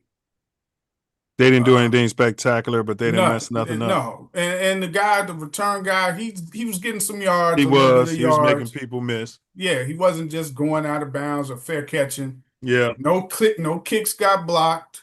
And we were actually. Well, you had to hold where that guy tackled that guy, or else it would have been a block. It was on a punt. You had to. Yeah, he tackled that guy. I don't mind stuff like that because you basically like, hey, the worst alternative is they get the ball at the 2 at the block. Yeah. So yeah, I didn't have no problems with the kicking game, and for that matter, look around the league, man. You see how many damn kicks were blocked? Man, it was running them back. It was, this is a weird game, weird week. All right, Hinkley, the special teams. What grade are you giving the coach? Look, like my man said, there was no block kicks for us. I mean, like you said, everybody else in the league was suffering from that. Missed kicks, block kicks, and extra points and all. We made all the extra points, made the field goals that we attempted. You can't say I can't say much more. We didn't fumble the ball on the punts. It was clean. It was a clean operation. Yeah. I mean, everything was pretty much worked as best as it probably could to help us win this game. So, yeah, look, I'm gonna give him an A. Yeah, but how you gonna give him a perfect when that dude tackled that guy and had to hold him? Look, I understand. You had to Yeah. do That what you was a had to do on smart that play, play. man. That was a Yeah. high So IQ play. Yeah. yeah, so we did what we had to do. So we was good. We was And good. So Dallas, and quiet as it's kept, Dallas has a very good kick return team on punts and kickoffs. They return games, they're deadly with their returners. And we didn't, none of them threatened to break one on the, and remember, that's been one of my pet peeves is the Bears kick coverage is horrible. Well, And I'm a ride with Diesel, and thinking B plus, but I'm gonna ride with Diesel. I'm gonna give it a B. I'm gonna give him a B. Nothing. Yeah, I hear you. All right, I'll go B plus. I'll go B plus because they did have some good returns and no major mistakes. All right, y'all. What else y'all got to say about this game before we get to our Bears Raiders predictions? Anything else y'all wanted to mention about this game that we didn't mention, and then we get to the Bears Raiders. some few, yeah, you know, we always mention it every week. There are a couple of bad calls by the refs. Oh, they was trying to cheat again, but then we Yeah. made a play after that. Yeah, there was some Butch made a play after bad that. calls. And I kind of like when they got Brady up there because he's younger than some of them older old fogies that they would have back there. And they would act like they didn't even see what the play really was. But Brady usually will call it out like, that didn't look like much to me. And Brady's That wasn't always called out anything. refs, even when he was a player. Yeah, So, he's like, what was that? A pass interference or a holding they called on? It's like, what was that? That was he's like, I didn't see ticky-tack. much there. Like, yeah, the guy's like, yeah, that was very ticky-tack. The illegal contact on Yeah. on your boy Tyreek. It was on Stevenson. Tyreek. Yeah, it wasn't nothing at all. Gave him a new set of downs. But then we made a play on the play after that. So If I saw Ben Johnson talking to the ref after those BS calls. if I was the league, yeah. I'd have no problem giving one penalty challenge a game. And when I say penalty challenge, A half. no, not a half. Because you got your regular challenges, right? But you can can't get challenge the penalties. No, that's what I'm saying. If I'm the league, I would vote to give one penalty challenge per game. I do it per half. No, that's too much. But that penalty challenge would only include things of pass interference, face mask, things of that nature, right? Holding.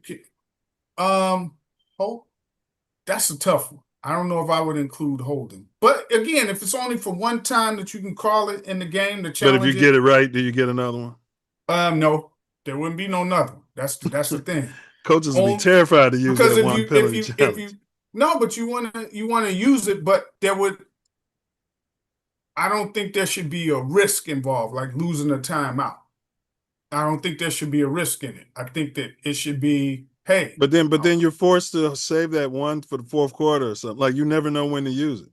And then you get in the fourth quarter. You gotta use it if you think it's a bad call. They may not make another bad call the rest of the game. All right. Hank, what do you think about this rule change? I mean, hey, if that thing happens in the first quarter and it's a pass interference or they call a pass interference on you and you didn't do nothing, right? You could challenge that call. Yeah, I don't know, man. I wouldn't mess with it. I wouldn't mess with it because of I've seen some things go wrong because of that situation where it wouldn't go in our favor. Mm-hmm. So no, I don't have no problem with it, man. Let it be as it is. Look, the only questionable call that I had an issue with was the one that they called I think it was Grady when they hit Dak. But he below the knee. Yeah, he kind of rode into him. But you know what I'm saying? He got kind of pushed into him. That man's right there. You can grab his legs if he's right there by you. That is not no damn penalty. Yeah, I thought that was a bad call, a questionable call. That's not a rough in the pass. But fortunate enough, it didn't hurt us. Two of those bad calls, we came right back the next play and made a play, and that's what coaches love. Yeah. So it didn't hurt us, but it was a downer because is this something gonna happen in the future? We got to worry about this for the next game. This next game not gonna benefit us from somebody making a questionable, sketchy call like that. I don't think it was a bad call. I think they missed the holding call when he got tackled and thrown into the guy. So the flag should have been thrown on the offensive lineman for what he did to Jarrett but Mhm. Garrett still hit that man in his legs afterwards, and you can't do that. So Mhm. what they should have done was it was a chicken or the egg. They should have called the holding, or if nothing else, offsetting penalties and replayed it down. Well, in that That was my situation, assessment. I don't know if he could see him. I don't know if he could see if he let the ball go or not by then, because he's pretty much face down and he's just It grasping. wasn't a lay hit. It's hitting the quarterback below the knee. You can't do Yeah, that. Well, see, they yeah, got That's the a Brady replay rule they changed. assistance, right? yeah. But the replay assistance on the play when he allegedly illegal contact or whatever, they don't buzz in and say there's no foul on the play for illegal Yeah, they don't do that assist. for the Bears. You know We what I'm don't get So- none of that. so We that's don't. why We I don't get say none of that. you can you should be able to challenge one penalty a game. I'm not disagreeing with you. I think it should be 1.5 because as a coach, I don't know when to use it. I would just save it for the fourth quarter because Lord knows I don't know when to use it. And I'd hate to get in the fourth quarter and I say, ain't saving it to the four. I'm saving for any key situation in the game where it's a penalty that qualifies under one that you could challenge. I'm challenging it because it But may Diesel, you turn say the game around. you shouldn't be able to lose your timeout because of it. So there's gonna have 'cause to be it's some type of penalty. Well, I'm not sure what you could have as the consequence if you lose. Maybe 5 yards. If you lose that challenge for a penalty that they didn't call or a call that they made that you won't reverse. If you lose it, then yeah, you should lose a gonna back timeout. you up. Well, I mean, like they do in the Well, NBA, see- you lose a timeout. Yeah, you got to lose something. It'll be Yeah, automatic that's- timeout. You got to lose something because you Yeah. can't be getting free timeouts. You know what I And mean? the worst thing you can say is you don't want to lose yards. you might need that play for the yards and to turn around and lose 5 more yards because of that. Yeah, I don't think a coach would have a challenge. And I like your concept, Diesel. I'm just saying, Well, me as a coach, I would never it's use it gotta in the be a first half. penalty. I would never use it in the first half. Oh, That's the position you're putting me because in they as may a call coach. a perfect game the rest of the game where Yeah. there is no Man, they're gonna be all over you as a coach. You use it in the first quarter, and they're like, if Coach Diesel didn't use it in the first quarter, we'd have been able to challenge that in the fourth quarter. Your game management, And if you didn't you'd be use it fired in a week. You didn't use that in the first quarter, and they went down and scored, and that changed the whole complexion of the game. All right, yeah, you'd be one of those guys. Yeah, All but right, you let's still get got to 3 quarters to make up though. So I don't know if I would do that. I mean, nah. correct. You got 3 quarters to make up for that. And they may call. not never call another bad call. So You it's know like, they will, Yeah. especially if you're the Bears. No. Hey y'all, so let's get into the Raiders prediction. Before y'all do that, I'll see what the Vegas line is. But we going to the Raiders. I'll be in town for that game. Raiders, Bears, Vegas line. All right. So right now, as it stands, Raiders are favorites for the first time in 4 weeks against our Bears, bro. That's crazy. They lost to the Commanders. They're coming off a loss. We're coming off a L. And the Raiders are 1.5 favorites. That's a lazy odds for Vegas. 1.5 favorites against our Bears. All right. Hink, who you going with? Oh, the Man, look, over-under is 44.5. My bad. The over-under is 44.5. Yeah, I'm not gonna worry about that. I'm gonna go with the Bears. 27 to 21. Okay, so Hink, Bears, 27. Raiders, 21. Diesel?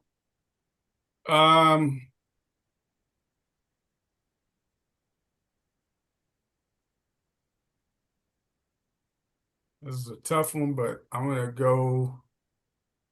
Yeah, it's a tough one. I don't like when we playing teams coming off a loss. 27 to 23 Raiders. God damn, Diesel, you ain't got no faith in us, do we? Hey, Diesel usually be, well, at least with me and Ace, Diesel's not a homer. He's not a homer. I see. Give me that score again, Diesel.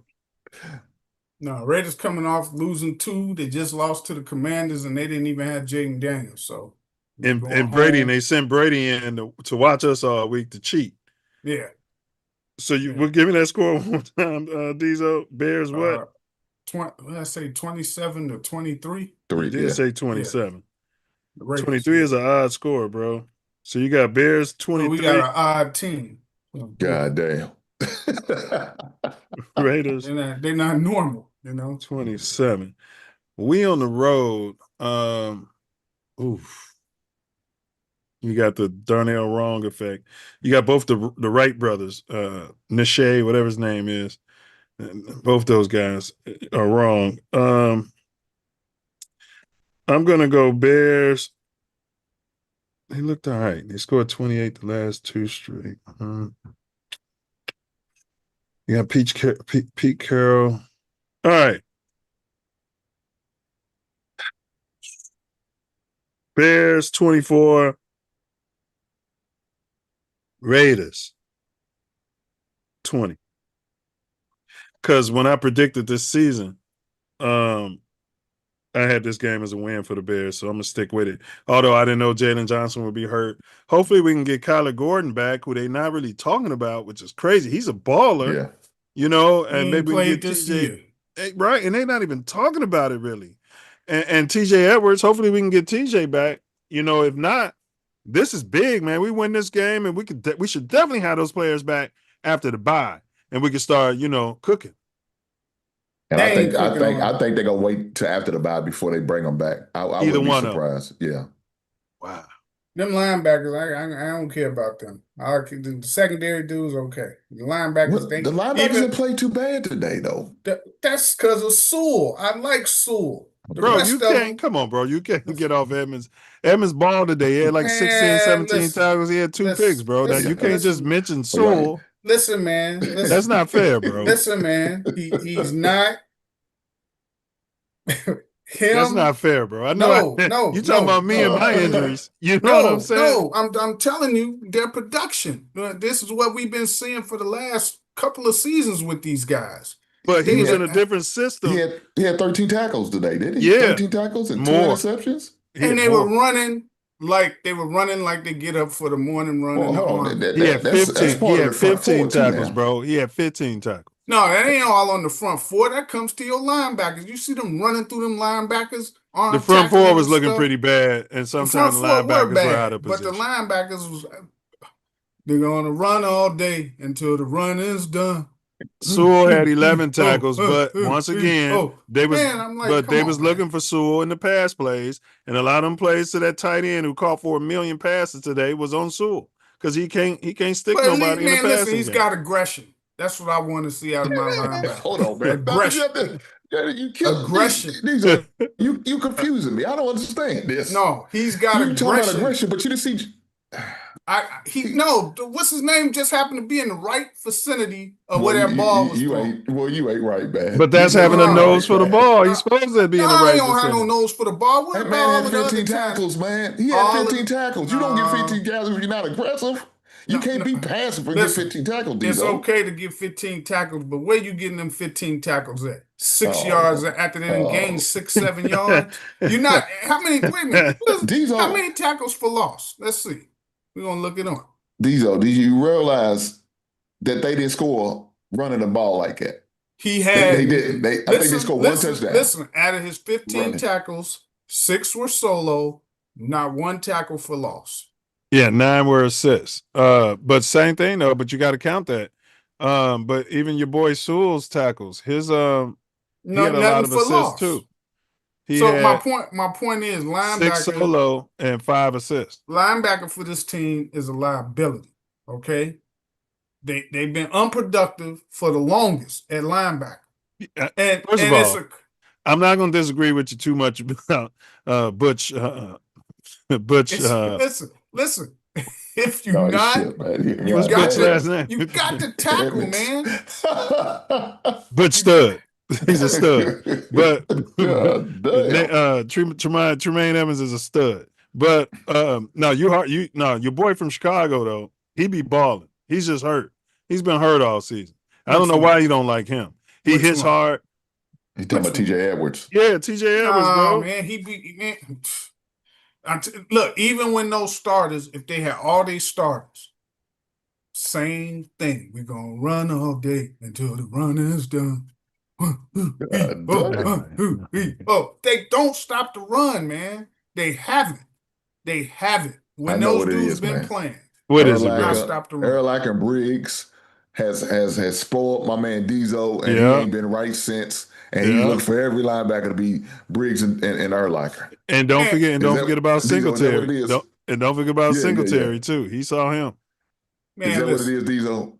No, I just know defenses when Lovey was coaching and they were running that cover 2, I thought they were soft against the run then. Which they were, because the teams would still be going up and down the field. But they was winning them games, bro. But because Rivera, he added an element of aggression to their cover 2 that they ran. And when he left, all bets was off on Lovey. He cut his own umbilical cord. And that was it. It was a wrap after that. It was a wrap. And you can go pull up interviews with Briggs, Urlacher, all those linebackers, defensive guys talking about it. Ron Rivera was the X factor on that team in terms of So he was Lovey's he was the the defensive coordinator for a defensive guy, and you're giving him all the credit. Well, you might as well give Declan Doyle the credit for what Ben Johnson is doing right now. Look, man, it's just like, okay, when Buddy Ryan left, right? 86. We come back, we win 14 games. Dicker was 14-2. But Dicker was an offensive guy. What you're doing is giving Declan Doyle the credit for what Ben Johnson is doing right now. Guy. All Dicker wanted to do was run the ball. He was a tight end. Peyton right, Peyton up the middle. He was an offensive guy. Lovie Smith was a defensive guy. He was a disciple of the guy who was at the Colts. He was running the Tampa 2. What you're doing is giving the guy who held the clipboard for Lovie the same credit that you should be giving Declan Doyle right now for Ben Johnson's offense. You might as well do Declan Doyle ain't calling the damn plays. Ben Johnson is. He the one standing there right there with the clipboard and everything. So you're saying Lovie wasn't calling? No, that was Ron Rivera. And the difference was he put a little twist to it. And that was, man, listen, you believe what you want. I ain't taking away Lovie Smith credit. No. Yes, you are. That's exactly what you're doing. No, I'm not. I'm telling you what the damn team was saying. You're giving Ron Rivera the credit for Lovie too. They named the defense after Lovie Smith. No, because if you just keep playing the base, man, when you get up against good teams, that's not all Lovie did. It's a narrative that the NFL ran. But all right, let's move past all of this. You're just mad because I'm talking about the coach because he's black. And you can't get off of it. Yeah, I mean that's what that is. You're throwing the brother under the bus. No, I'm not throwing. I'm throwing. And all he did was get to the playoffs every year. That's all he did. Is a couple years he didn't make it to the playoffs. He couldn't get when he got to the Super Bowl. Ron Rivera was. They didn't have no quarterback, and you guys, Ron Rivera was the D coordinator. We had Rex Grossman, man. Correct. Jesus Christ. And what was the other one? Chad Orton. We had Orton. Cal Orton. Rex Grossman could throw a deep ball. Sexy Rexy Grossman. He was good for a deep ball. To me, he was good for shit. And we had a running game, deep ball. Grossman would fumble that ball every time he got hit hard. He was just his ass was tight. He couldn't do anything. All right. Jesus Christ. Let's get back on Vegas. Yeah. Well, we did our Vegas predictions, man. If y'all got anything else on this game, if not, Hink, go ahead and give me your final words, bro. Man, look, congratulations to the Birds, man. They did what they needed to do. They got what I consider a good win for them. So it was much needed for the team, for the morale, for the city, for everybody, man. So shout out to them for that, man. That's probably gonna be the most important. And then the good thing about it, we got another opportunity going against the Vegas Raiders, who's a beatable team. We can get another win, be 500 going into the bye week. I think that's a great opportunity, and hopefully we can capitalize on it. I don't know if Jaden Daniels is going to be back by week 6. We play. He'll be back for the Bears. It's just the way it happens as a Bears. It's just a given. Okay, yeah. So even if he is, I think that'll be another motivation of we looking for some big get back. You know what I'm saying? Shout out to James Brown. We looking for the big payback. Man, we can go on a nice little run. I hope it's possible. Hopefully we can do it. I feel like we can do it with what I'm seeing today. Our offense is there. Our defense just really need to step up and take care of business. And I like what's going to happen, man. So I'm gonna leave it there. Hey, great words, bro.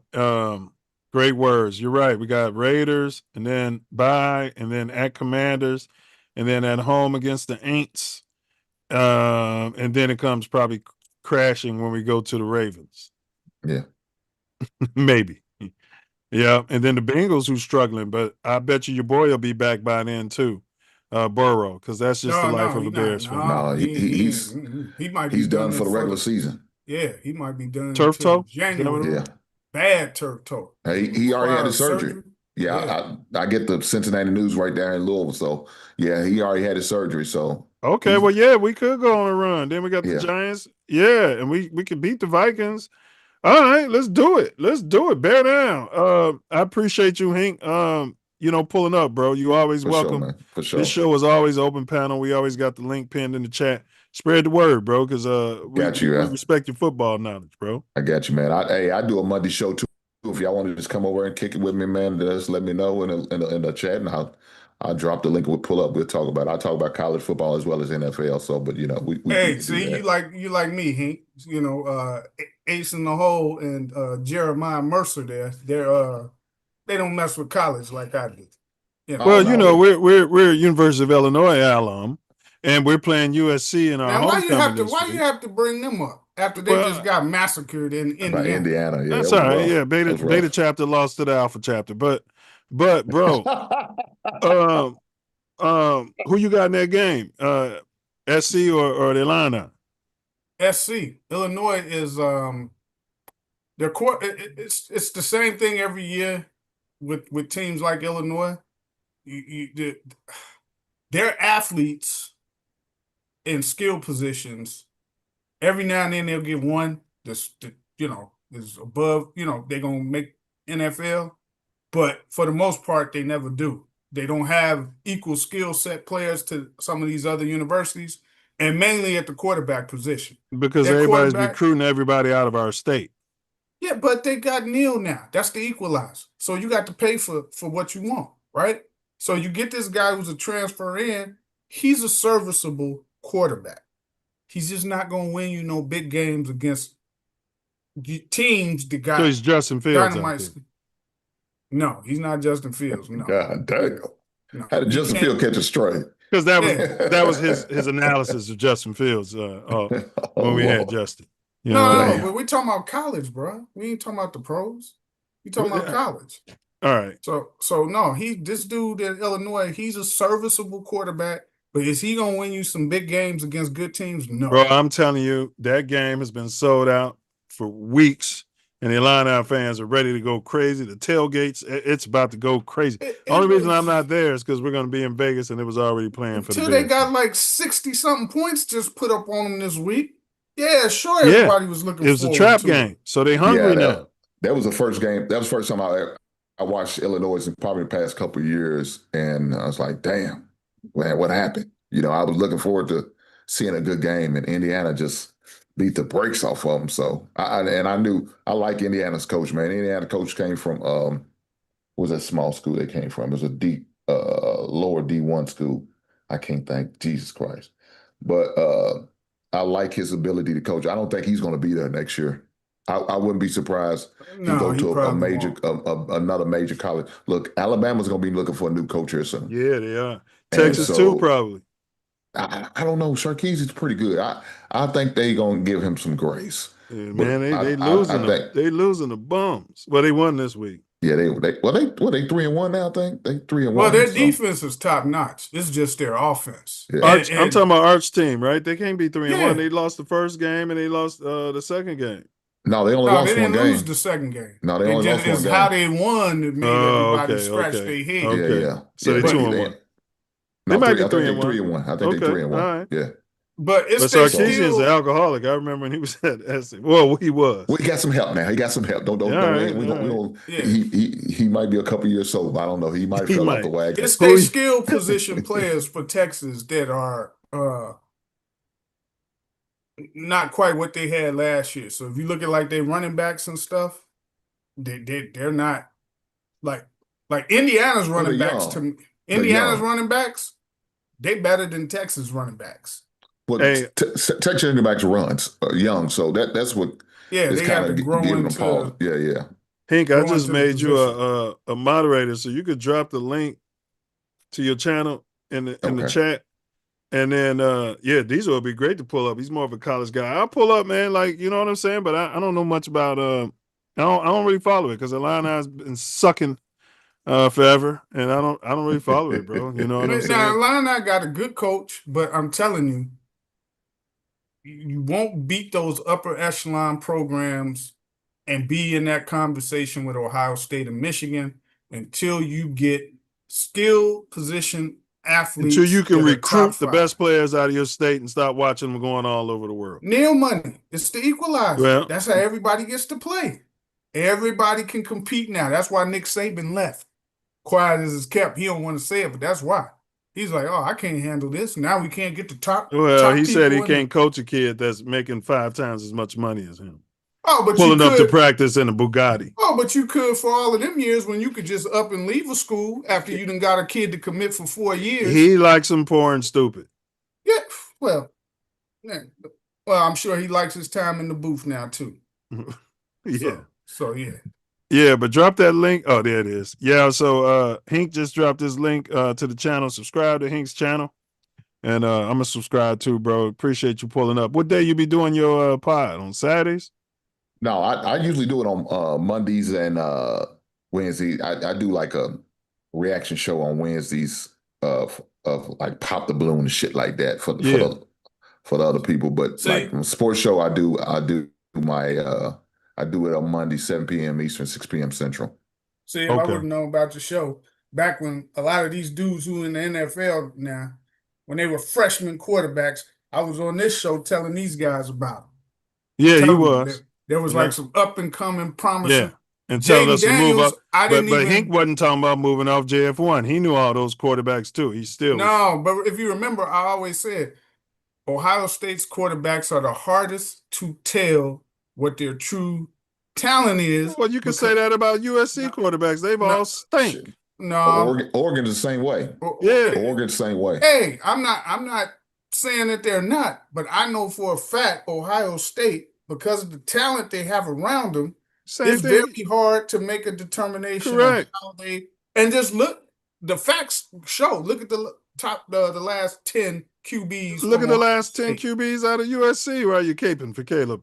What do you mean caping for Caleb? I'm just saying, if you're going to bring that up, we're going to bring it all up. You can't just bring up Justin Fields and Ohio State. And now look at the futility of the quarterbacks from USC. Conscience is. No matter what I say, what I do, he goes back to JF1. Y'all fellas are crazy. He's got a damn guilty. He got a guilty conscience. Hey, Hank, we appreciate you, brother. For sure, babe. For sure. Hey, y'all be easy. Y'all have a great night. Y'all be safe now. I look forward to talk to y'all. All right, Peace fellas. and blessings. I'll pull up. All right, Diesel, give me your final words, bro. Final words. No, Bears, we looking forward to next week. Let's see what happens. Hopefully we can play hard and win that game and go 2-2. Like I said, I didn't want to see if we went like 0-6 or 1-5, then the heat could come on Ben Johnson or the whole team, right? So we got to win. Let's see if we can get another one. Oh yeah, and this team will quit on the coach. So go ahead, bro. Yeah, they was gonna quit on his ass. And then, so we gotta win. See if we can get another one, and then we can see we should beat the Saints. I'm gonna say that right now. They are hot, not hot garbage, but they just got like rookie quarterback who ain't the most talented, and we should be able to beat these guys. But let's stick with the Raiders first. Get that win. Get that victory. Get the 2-2. Now we talking. Packers got brought back to earth today. I was shocked. Had that game ended. Get that kick blocked, and then the dude comes and kicks like a long one on them at the buzzer. Oh, it was nothing like it. So no, but shout out to the Bears, man. They performed today. They still got some flaws. and everything, but they gutted out a win, so I'm happy to see that. And and then what day is the playoffs, the game one for the Cubbies? Or when did that start? October? Yeah, I No, it's think gonna start before that. Let's see. like next week or so. Let's do playoff schedule. Play off. And bro, I was the first one, y'all, and everybody, I'd be talking to all the Dodgers fans denying me. I was the first one you heard say I would put Shohei in the damn booth and make him a reliever. And the Dodgers are having serious consideration of putting him in the booth and making him a reliever, bro. Well, do they have a closer? I don't really watch the Dodgers like that, but do they have a closer? Yeah, I don't watch him either. My point was the guy, you can have him pitch every day. He could be long relief, he could be middle relief, he could be short relief, he could be. I'd make him short I'm relief using or him close. if they got a closer. If they got, if they don't really have a stone cold closer. Hey, it's open. He can do that. Playoffs start end of September, bro. The wild cards is September 30th. Okay, So yeah, next you're week. right. About a week. Yeah. Mhm. Yeah. Yes, so be looking out for them. I like some of the young guys who've been playing for the Sox. Some rookies, you'll hear about them. They got Motsy. Yeah. Yeah. They've been balling, bro. Your Sox been looking good, bro. Montgomery Montgomery, man, that dude got a lot of home runs since the All-Star. He ain't even played the whole season. I think he came up like around the All-Star break or just before, something like that. You like the manager? I haven't watched him enough to make a determination on the manager. But I know they're a lot more competitive than they were last year. Man, and they some of probably that, lost the most one-run games in the history of Major League Baseball this year. and some of the young talent is producing, which wasn't the case with all of those guys we had that was young, talented, and they seem to get hurt, seem to not produce, this and that. So they basically done cut ties with most of all of those guys that they had, the Moncadas, the Eloy Jimenez, all of them, most of those dudes, even Tim Anderson, he came up through the system and he produced. He produced, but then he hit like the off the field stuff just took him off his game. And What do you mean? He had some proclivities? Man, you don't remember all that stuff with cheating on his wife and all of that stuff came out. He got like another chick pregnant and she went on social media putting him on blast. I didn't hear about that. But I mean, if a guy can paint his fingernails, another guy should be able to do all of that. I just care about what he's doing with the. He's never been the same. Oh, no, okay. They cut him, or I think they traded him or cut him. He signed with the Angels this year, and I don't think he with them no more either. So he ain't even in the league. But yeah, y'all lost a lot of tough games this year. Like the last game against the Padres. Padres went up. They scored 2 in the second, 1 in the third, and it was up 3-0 for the whole game.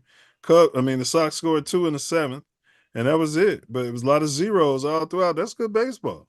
Oh, they are much more formidable this year. And I like that the talent. The young talent. Yes, they're hitting and stuff. I don't really know. I haven't watched enough of them for the pitching, right? It's got to be decent, though, because they haven't been in a lot of high-scoring games, bro. You know what I mean?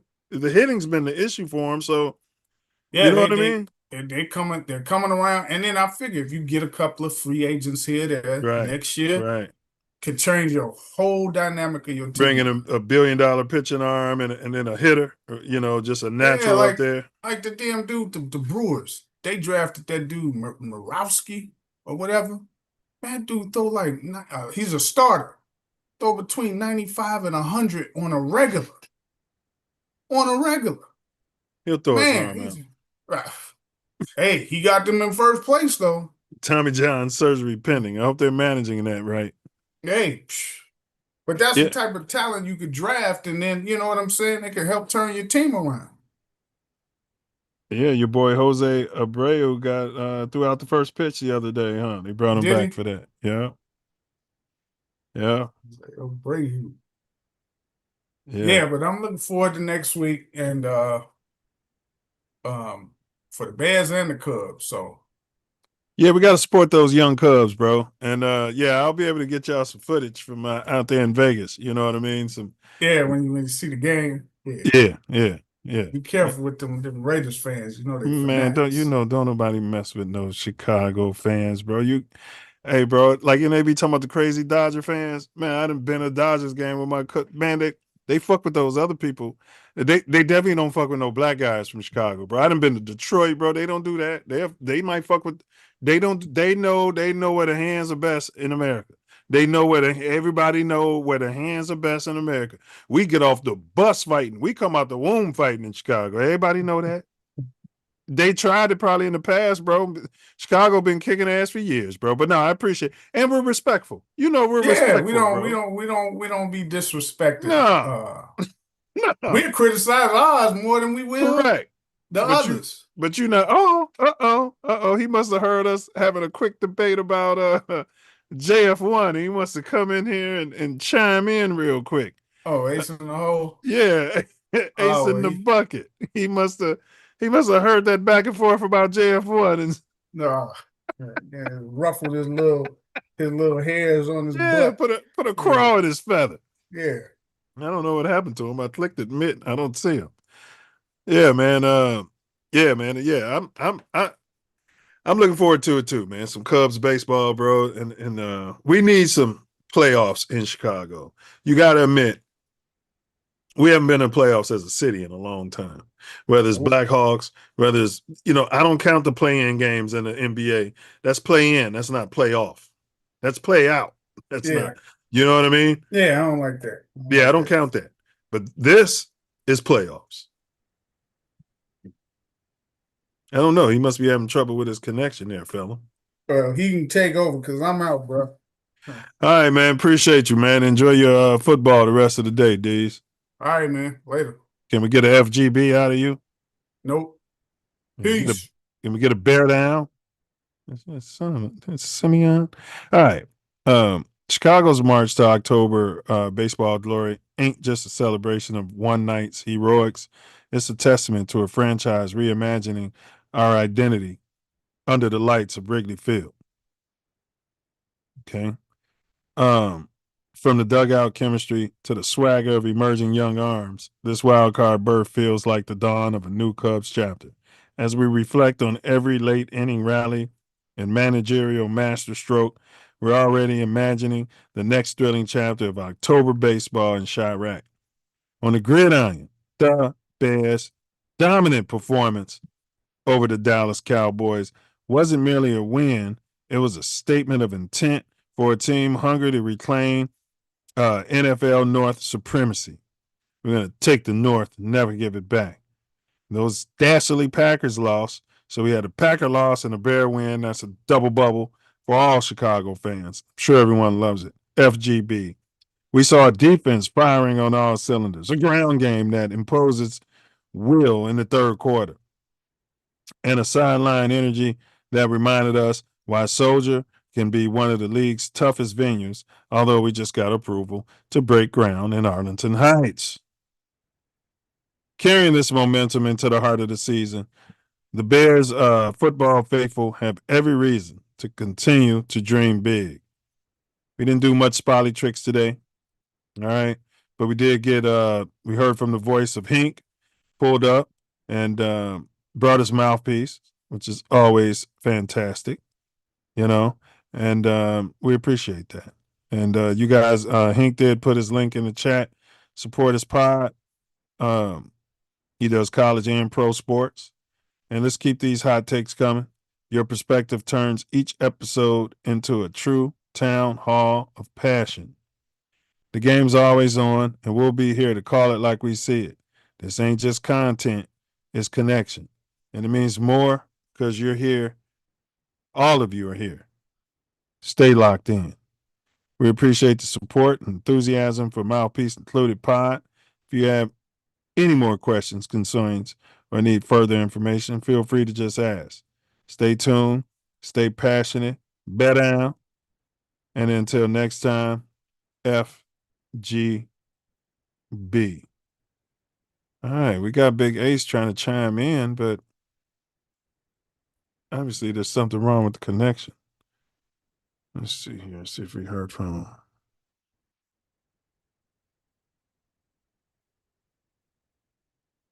All right, Ace put in his prediction. He's got Bears 30, Raiders 23. He's got Bears 30, Raiders 23 for next week's game. So, don't think he's going to be able to pull up here.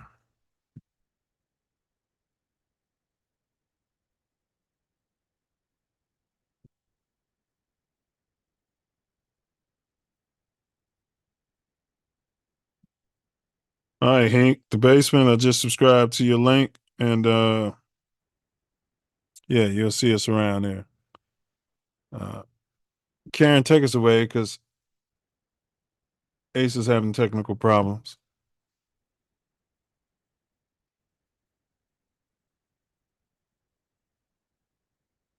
I don't know, Ace. I don't know what's in your crawl, but whatever it is, you're having technical difficulties.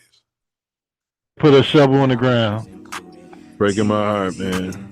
Yeah. Breaking my heart. You guys gonna get your little suburban stadium and your little, and you probably have halter top night, fingernail night, fingernail paint night. You get your fingernails painted. Yeah, I'm not going out there, man. I go watch them out of town before I go to damn out of town. All right. You find yourself sliding through. You might be in LA on Florence and Normandy. Hey, homie. Hey, man, come here. You better. You might be in Chicago. Woo! Dipping down Ashland. You better. Watch your back. Check your six. Double check that blind spot. Use that blind spot assist. Better guard your grill. TATN. Guard your grill. TATN. Mouthpiece included. TATN. Bear down. TATN. Damn. Knuckle up.